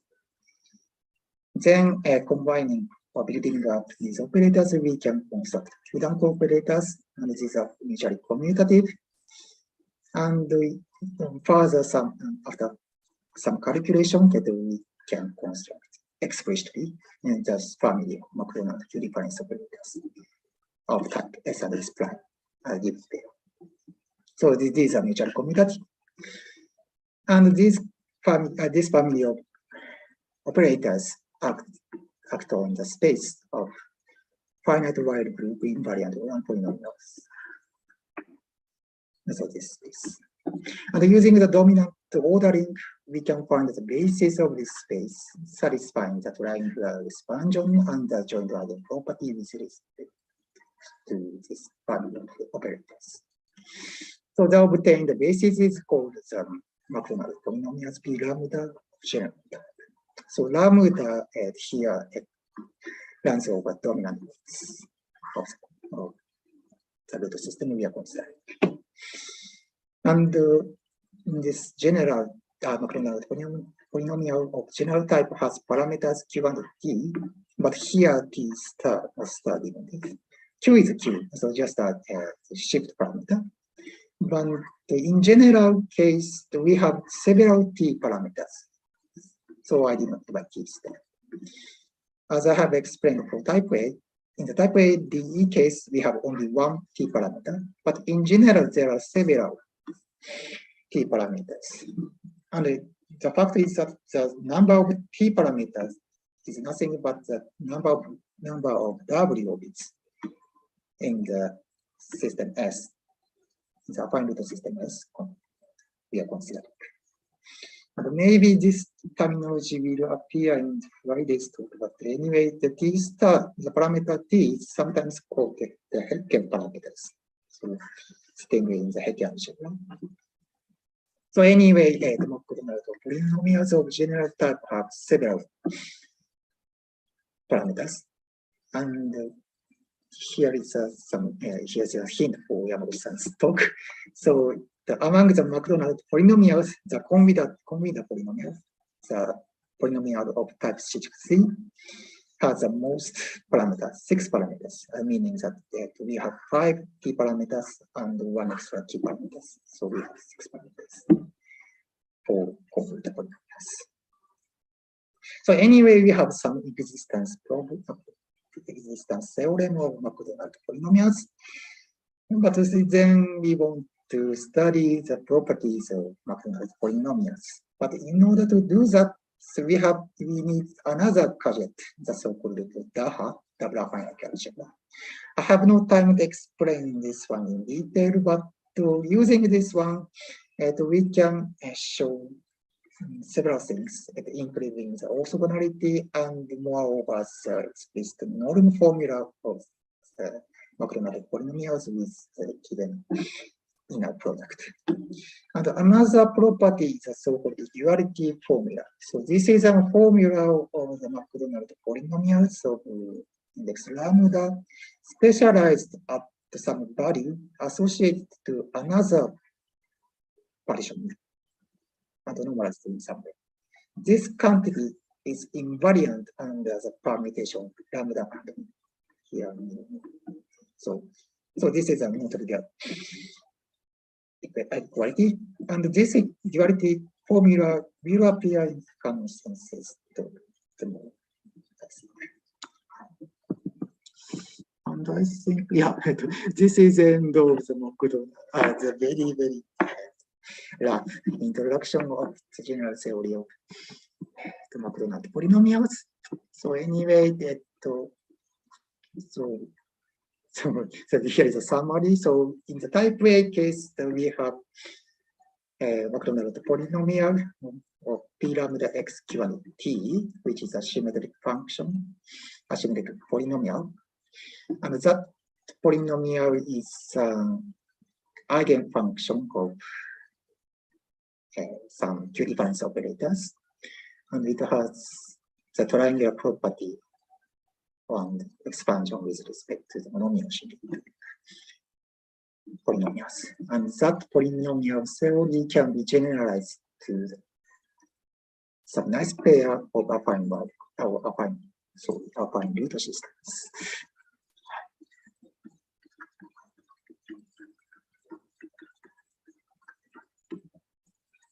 Based on the extended affine Heckel algebra and the Q difference operator realization and constructed the McDonald Q difference operators. So here is a final slide. So my talk is almost finished. But here is some concluding remarks for some hints on the talks delivered on tomorrow.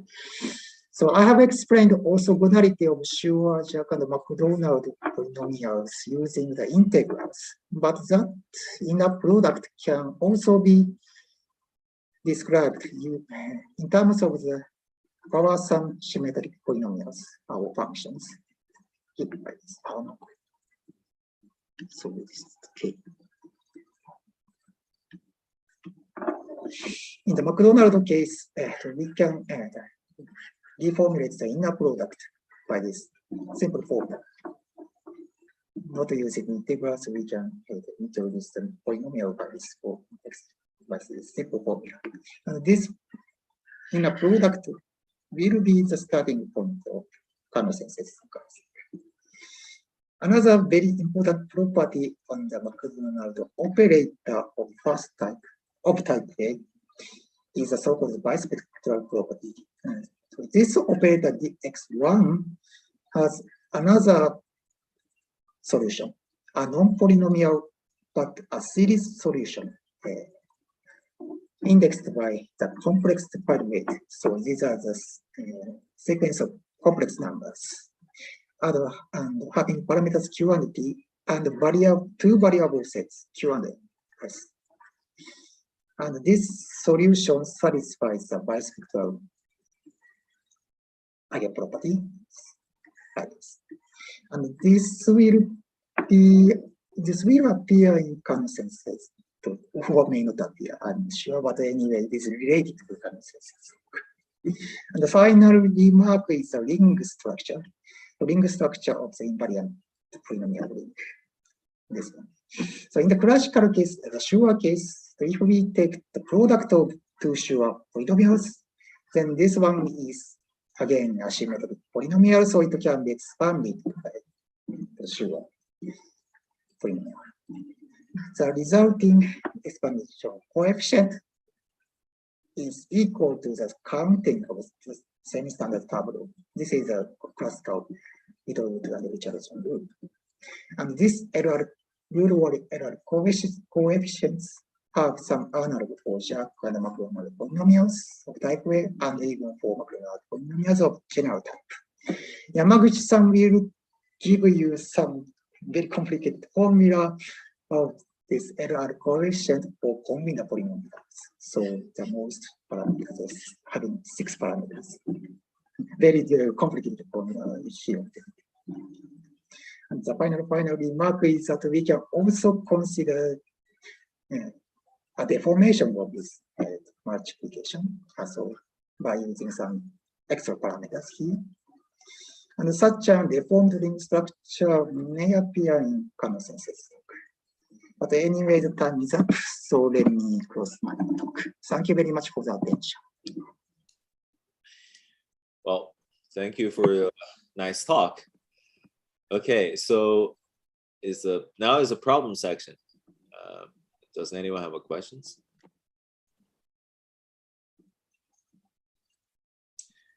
Yeah, maybe let me start with questions. So at the very beginning, well, maybe in the middle, you mentioned that a certain polynomial, the Jack polynomial, all this, have some physical origin from quantum integral model. But after that, you also introduce many other mathematical subjects. For example, hack algebra, double hack algebra, and hack algebra, and also the polynomial related to this. So I wonder that does this family of hack algebras have any direct physical meanings? I don't know, and as far as I know, there is such study on the physical meaning of hack algebra.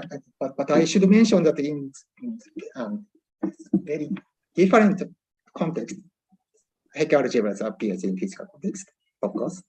Oh, really? But these are fine hack algebra I have not found in physical context. Okay. A fine one. And these polynomials occurred in the physical context as some kind of eigenfunctions of a certain Hamiltonian, right? Jack polynomials. Yes. But all the others, okay. So all the others doesn't seem to relate to some physical Hamiltonian. So we have operators, but we cannot say that it is a Hamiltonian of some physical model, as far as I understand. But they say that it is an integral system because the family commits with each other. So. And in some sense, this so as the title of the reference paper says, so this operator was discovered by deforming or considering some relativistic analog of Calogero-Moser or Calogero-Sutherland. So it has some origin in physics, but the result is, as far as I know, apart from physical context.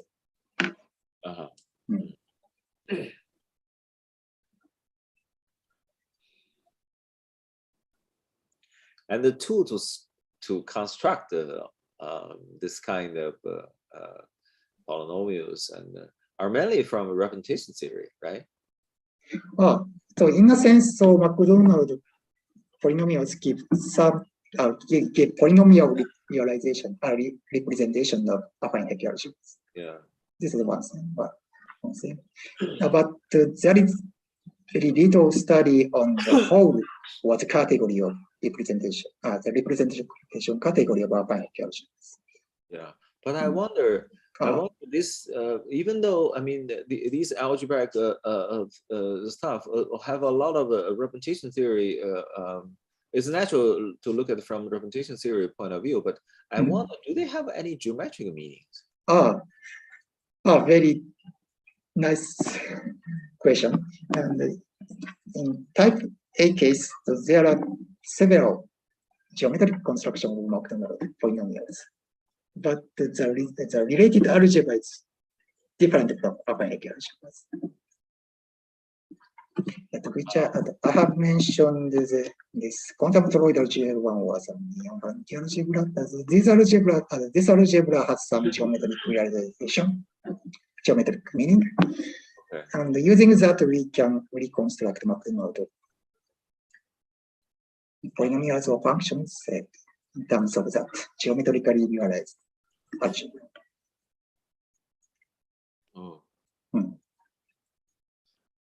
This one might looks like have something to do with conformal field theory. Looks to me. Yeah, so it is a kind of deformed shape. Yeah. Okay. Yes, I can make a comment. In the in the construction of not invariant, the McDonald polynomial on the representation theory Daha plays an important role. So that is some application to topology or geometry. Yeah. Right? Yeah. Yes. So non-invariant meaning, so non-symmetric. Yes, this one is related to the so-called Daha link polynomial related to some topological invariant of knots or links. There are many recent studies on the topics, which may appear in Friday's talk.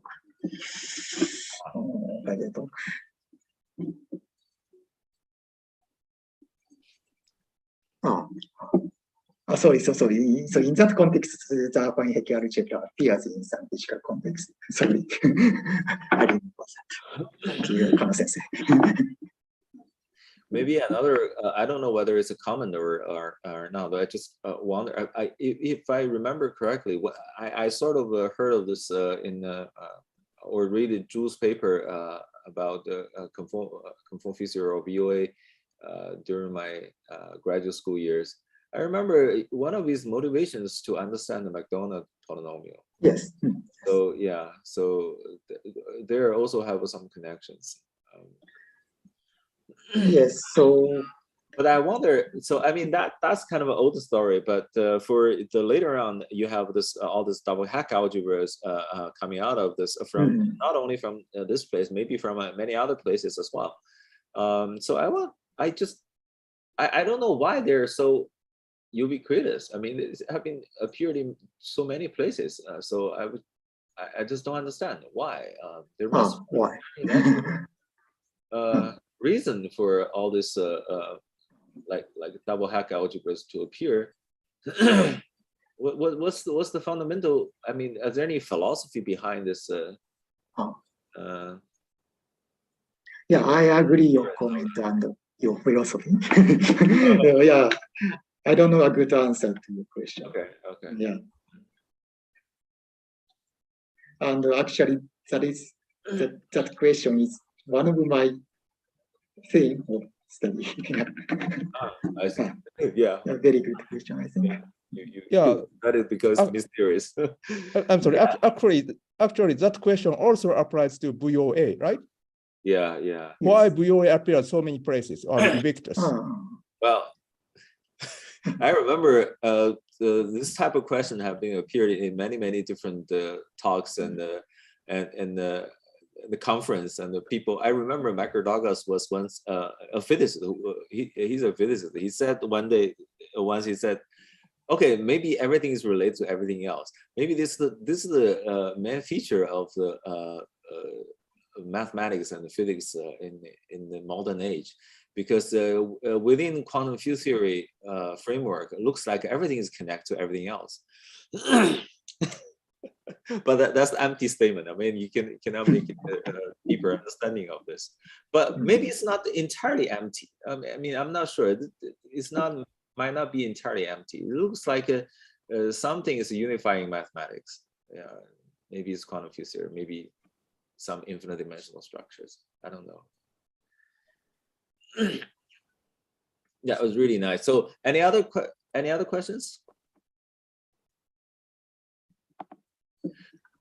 Oh, I didn't control the time very well. I'm sorry. So it's already almost time for the next talk. So let's thank the speaker again. Thank you. Thank you very much. Yeah, in 1 minute we'll start the next talk, but I will pass the chair to you. So yeah. Yes. So let us restart at I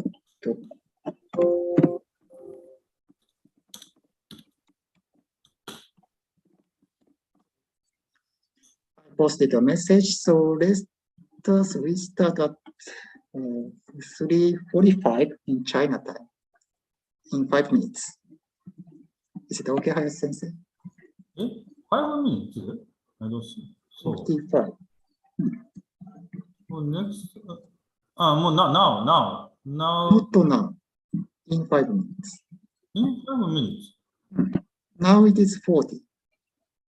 Now 40, yes. So the next speaker will start 40. Yeah, but let us take some break here. You want to take a break? Okay. Yes. Sorry. Okay. Hi.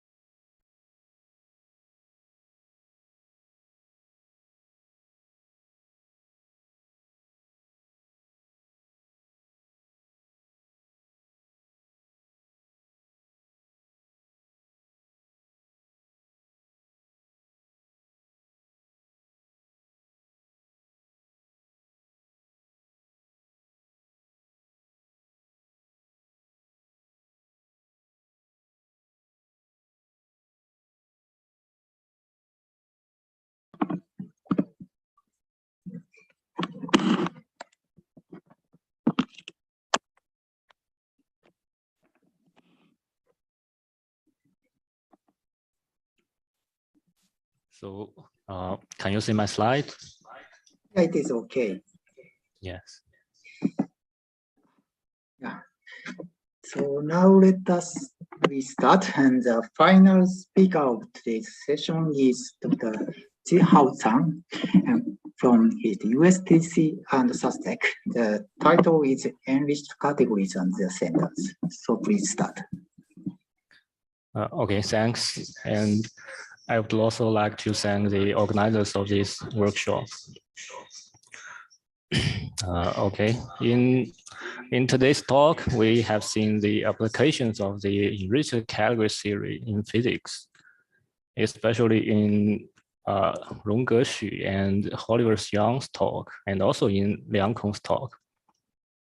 And in my talk, I will give an introduction of the mathematical theory. This talk is based on a joint work with Liang Kong, Wei Yuan, and Hao Zheng. Okay, so first we just briefly recall the definition of an enriched category. Enriched categories can be viewed as generalizations of ordinary categories, but to define an enriched category, we need to first fix a monoidal category, and this monoidal category is called the background category. Also, we have some objects, and for every two objects, there is an Hom space. This Hom space is not a set, but an object in this fixed background category. And there are some composition morphisms and identity morphisms, which are one morphisms in this background category. And like an ordinary category, the composition is associative and unital. So the first example, an ordinary category is a set enriched category. Here, set means the monoidal category of sets. And another example, as in today's talk, we have seen given a 1D quantum liquid phase, which may be gapped or gapless, and with or without symmetries, the observables in the long wavelength limit form an enriched category. And indeed, they form an enriched fusion category. This enriched category is called the topological skeleton of this phase. Another important class of examples are given by the so-called canonical construction. And let me explain this construction. First, we need a monoidal category B and a left B module M. And for every object X in M, there is an action of B on X, and this is a functor from B to M. If the right adjoint of this functor exists, we see that M is enriched in B. And the object XY, which is the right adjoint acting on Y, is called the internal Hom of X and Y.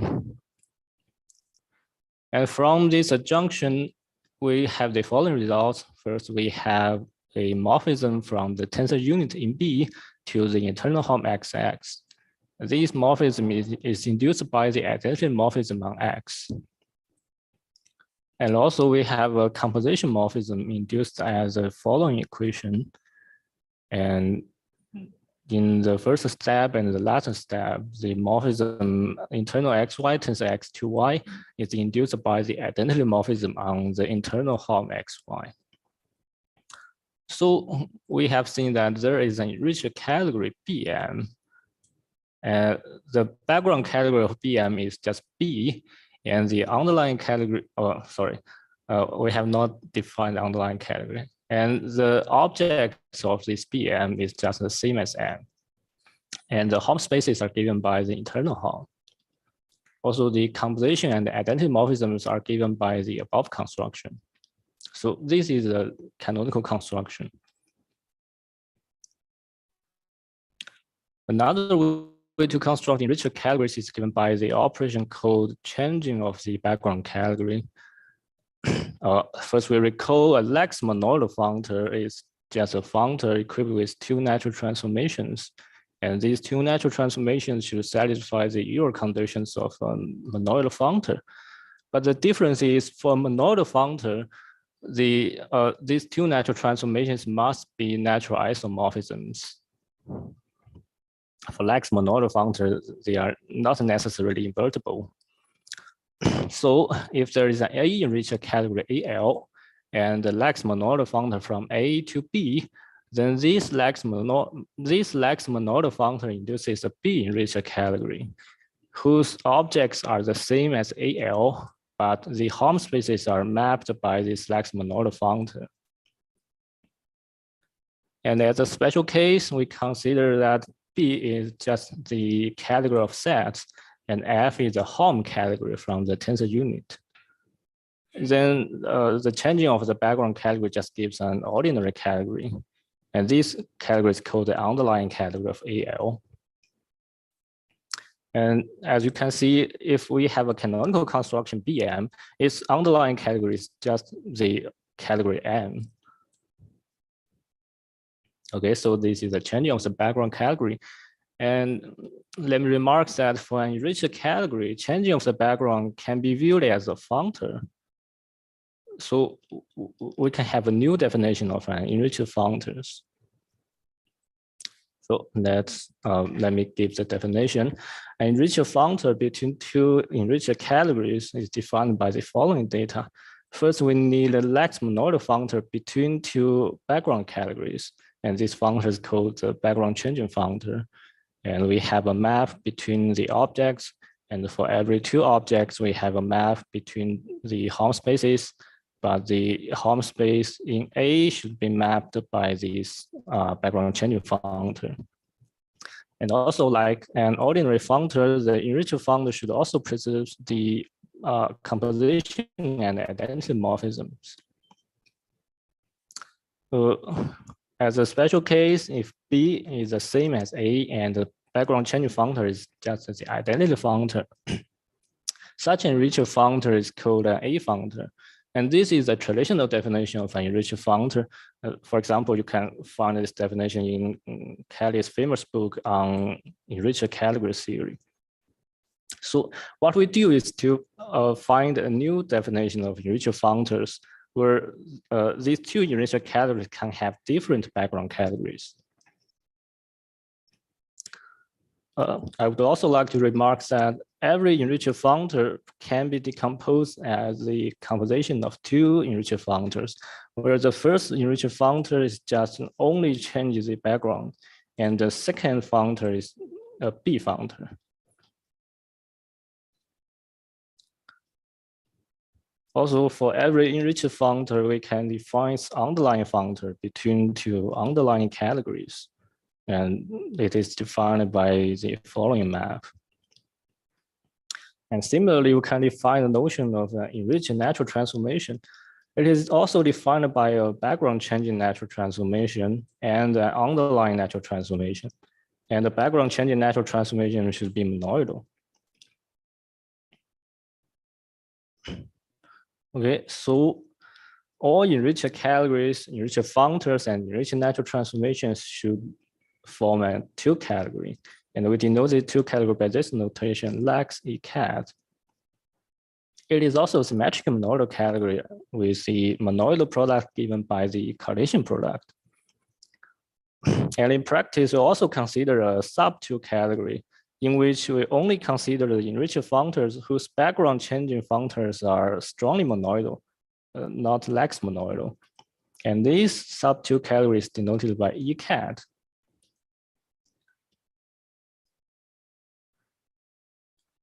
If we fix a monoidal category A, then there is a two category of A enriched categories, A functors, and A natural transformations. This is a traditional definition of a two category enriched categories. And you can also find this definition in Kelly's famous book. So what we do is to find a new two category in which the enriched categories can have different backgrounds, not a fixed one. Also, in this new two category, we can define the notion of enriched monoidal categories, enriched brilliant monoidal categories, and enriched symmetric monoidal categories as certain EN algebras in this symmetric monoidal category ECAT. But in my talk, I will not give you the precise definition of EN algebras. I just want to provide some intuitions. We can imagine an EN algebra as a collection of some particles living in an n-dimensional space. So these particles can be fused together in n directions. So you can define an EN algebra as an object equipped with incompatible multiplications.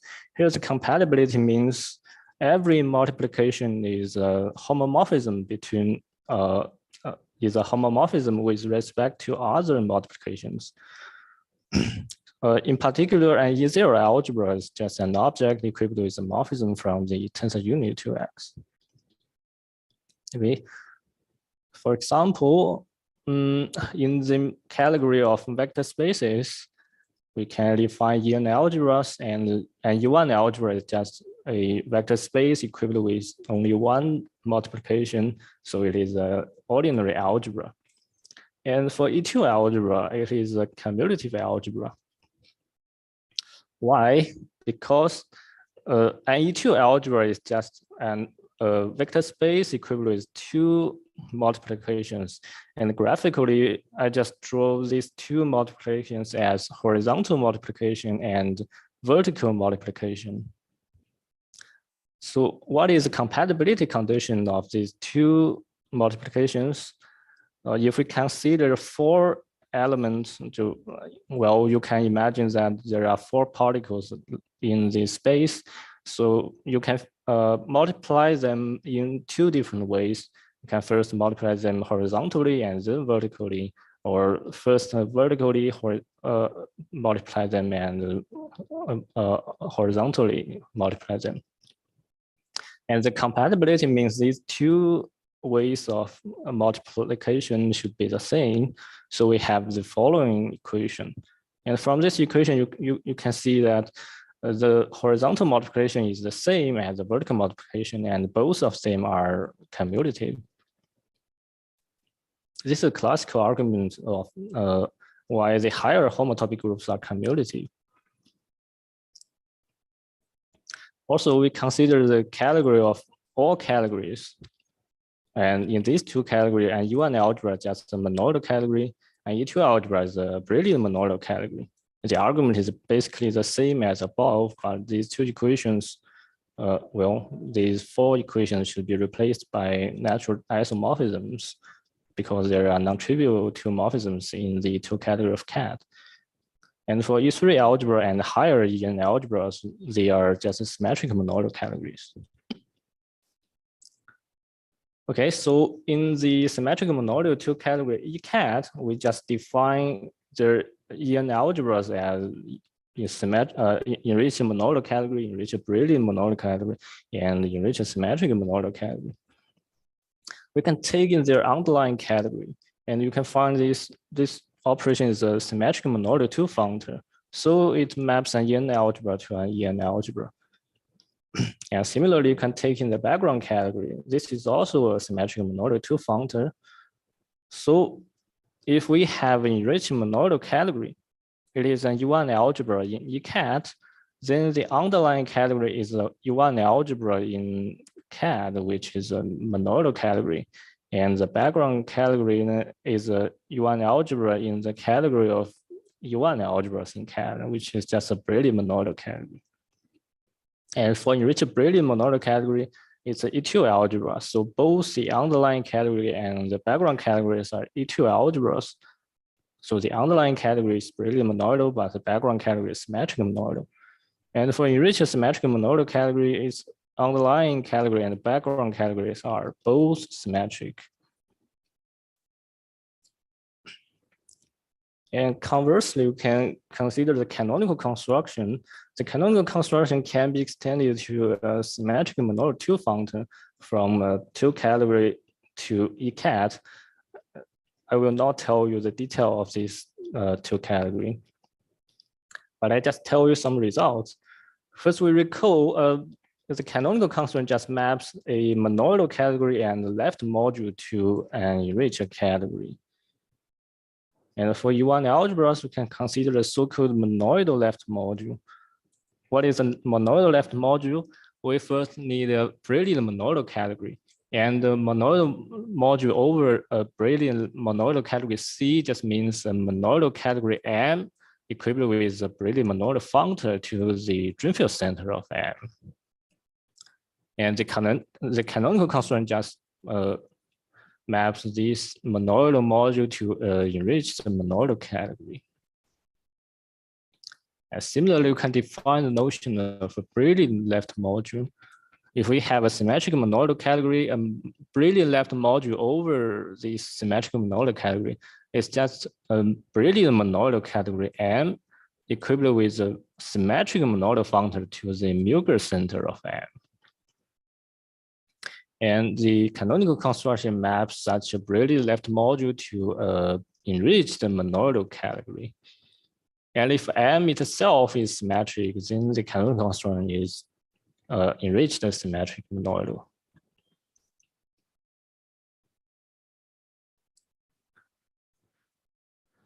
In every symmetric monoidal category, you can define the EN center of an EN algebra by some universal properties. And the EN center is, by definition, it is an EN+1 algebra. I will not tell you the definition of what is the EN center, but I give you some examples so you can have the feeling of the center. First, we consider a category VEC of vector spaces. Then the center of a vector space is given by the endomorphism algebra. And the U1 center of an U1 algebra is just the Euler center ZA, where ZA is just the subalgebra consists of elements that commute with all elements in A. And in the two-category cat, the center of a category is the endofunctor category. And the E1 center is the so-called Drinfeld center. The E2 center is the so-called Milgauss center. And we can also compute the centers of EN algebras in the two-category ECAT. So we just leave the results of enriched monoidal categories obtained from the canonical construction.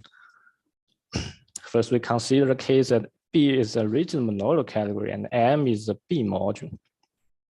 Then the canonical construction gives an enriched category Bm, and we can compute its center. Its center is an enriched monoidal category.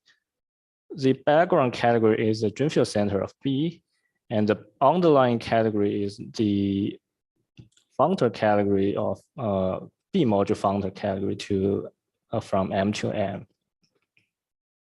And similarly, if we have a brilliant monoidal category and the monoidal left module, its canonical construction gives an enriched monoidal category Cm.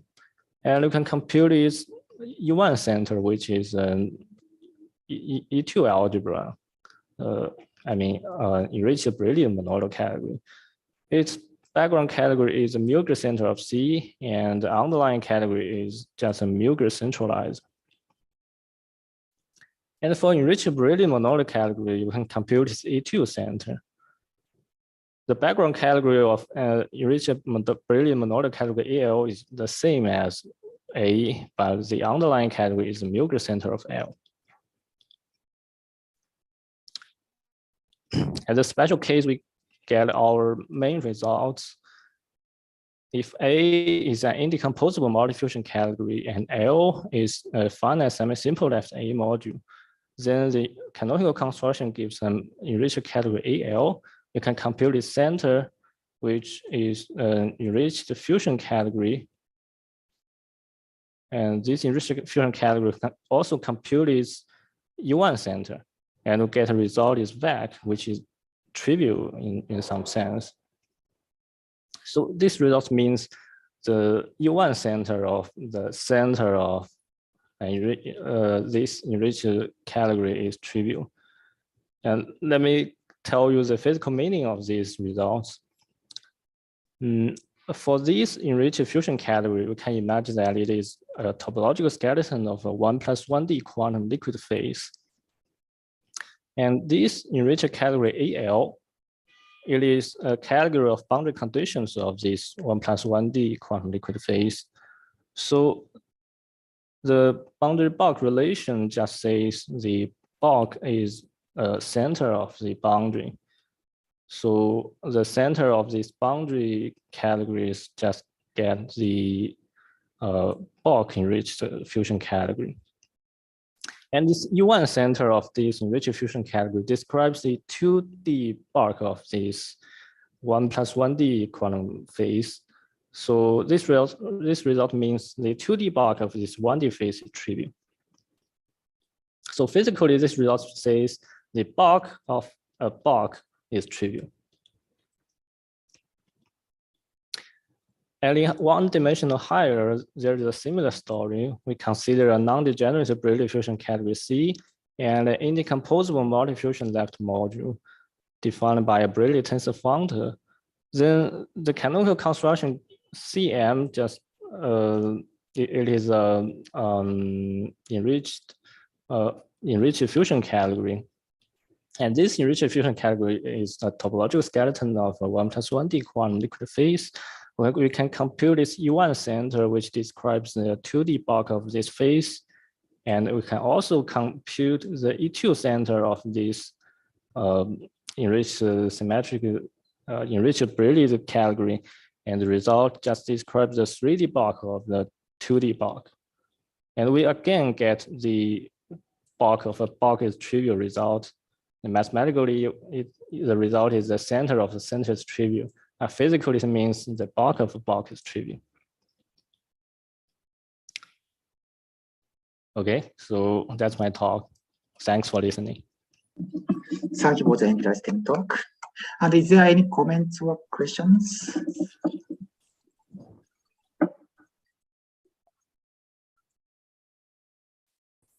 Hi, can you hear me? Yes. Okay. I get a question. Can you be more precise about the symmetric monoidal two-functor from something like modules, monoidal categories and modules to ECAT? I think you do not intend to elaborate on this, but I'm curious what this category, this page, what this symmetric monoidal two-functor is. Yeah, there are two categories of monoidal categories and modules. So, well, its objects are a pair, a pair of monoidal categories and modules, just like B and M. And these two functors map such an object to an enriched category Bn. Okay. And I have maybe the most non-trivial thing is what is the definition of functors between two such pairs? I mean, the one morphisms in these two categories is really non-trivial. Oh, okay, I see. So what is this one morphism? Well, the detail is a little hard to explain, but it is also a pair from. It is also a pair between two such pairs. Okay. Yes. Okay. Then my question is, can I compute center directly in this domain 2 category? Yes, but we have not computed these results. These two functors is not two equivalent, so we believe the center in these two categories is not the same as the center in the two category ECAT. Okay. And also in these two categories, the EN algebras are not the same as the one introduced below, because a monoidal left module is just an example of U1 algebras in these two categories. And in general, there are some other wild examples. Yes. Oh, okay. Interesting. Thank you.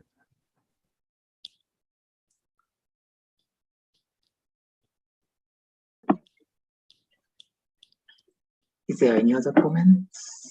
Can I also ask a question?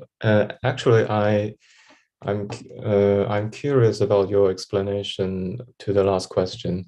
Can you briefly explain why the two category of monoidal categories and modules, they are different from your ECAT?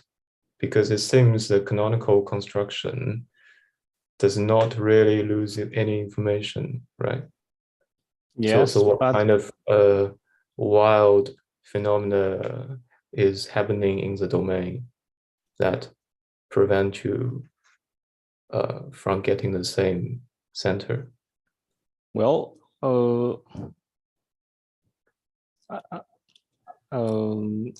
well, I just explained two reasons. The first reason is that the canonical construct is not surjective. I mean, there are some enriched categories in ECAD which are not, which cannot be obtained from the canonical construction.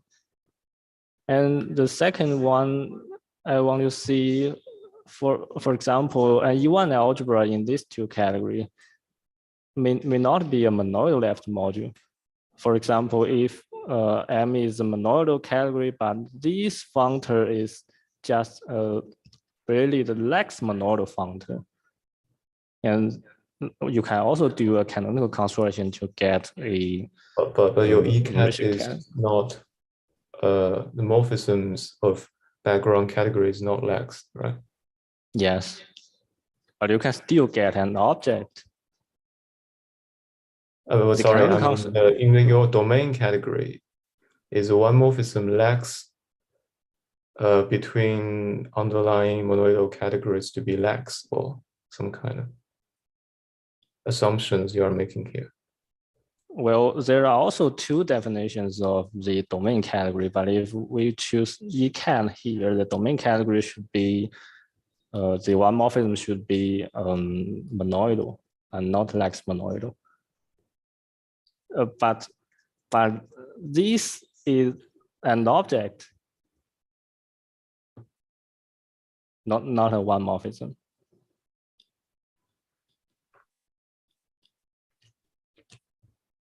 So you are saying if you consider E1 algebra object in that two category, it would, this is, so the phi here could potentially be Lex.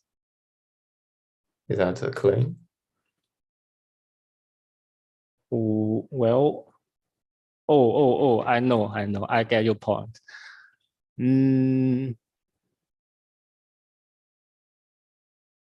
Well, no, if the two category, in these two categories, if the morphisms are monoidal, then the only possibility is that this is a brilliant monoidal font. I think there's no other possibility. Well, but in fact, we do not consider such a restrictive two category. In our paper, the canonical construction is from the two category to Lex ECAD. Yes. Okay, so yeah, because my intuition kind of tells me your target category should be kind of the generalization of your domain category, but it's kind of preserving structure kind of generalization. So you shouldn't really obtain a different result with few compute centers. Yes. Yeah. That's kind of a comment. Yeah.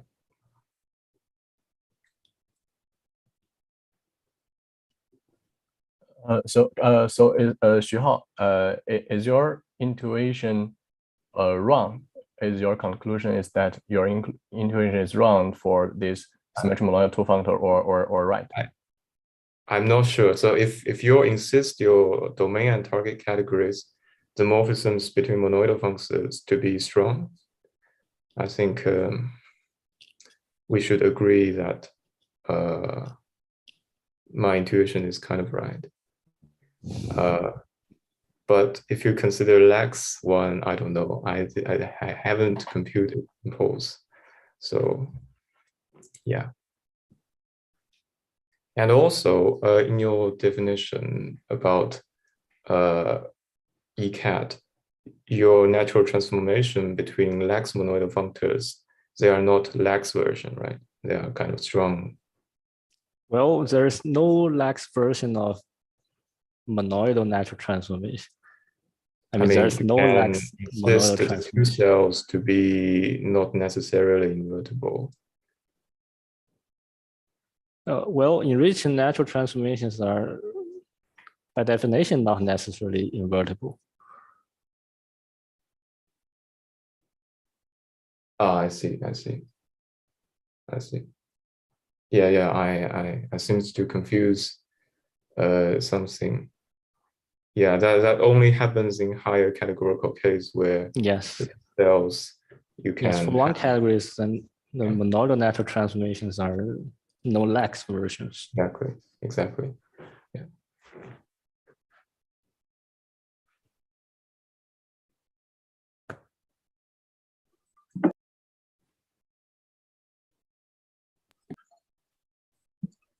Is it okay? Yes. Yeah, any other questions or comment? Then let us thank the speaker again. And this is the end of today's session. Hayashi Sensei, do you have any? Thank you for a nice discussion. Somehow, this mathematics is too difficult for me and too abstract, so there is no physical, not enough physical intuition, sorry. But also, I'm not so familiar with physics. But by the way, so tomorrow we have a second day session. It will be start around.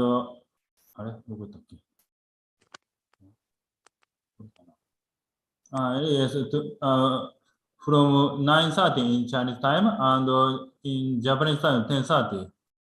So also this session chaired by Professor Yanagira. This is okay? You can take. Yes. Okay, thank you very much. So now we have enough time for discussion. So I will keep this Zoom online session around more than 1 hour. So maybe you can discuss by using this Zoom. And if you want to discuss more privately, please ask me so I can arrange a breakout room. So thank you very much. Thank you. Thank you.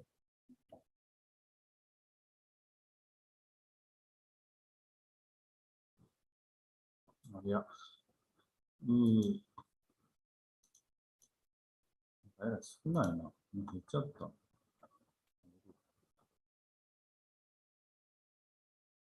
So I have one question, Professor Takahiro Hayashi. So how do you think that young guys unseen by the research? This is related to your previous paper. Yeah.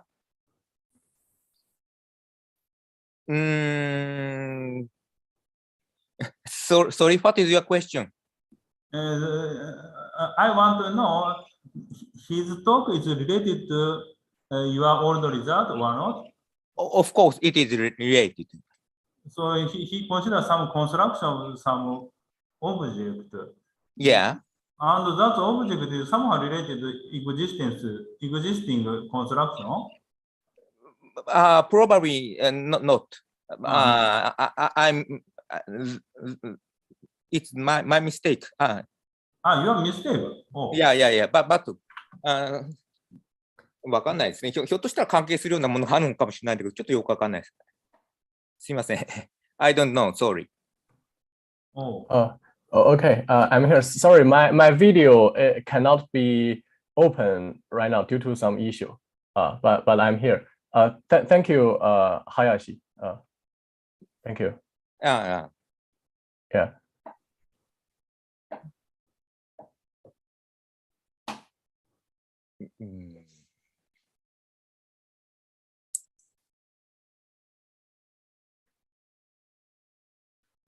Your original motivation is phase algebras, right? Yeah. It is related to phase type lattice models. So shortest way to reach the weak operator is of course a group, but I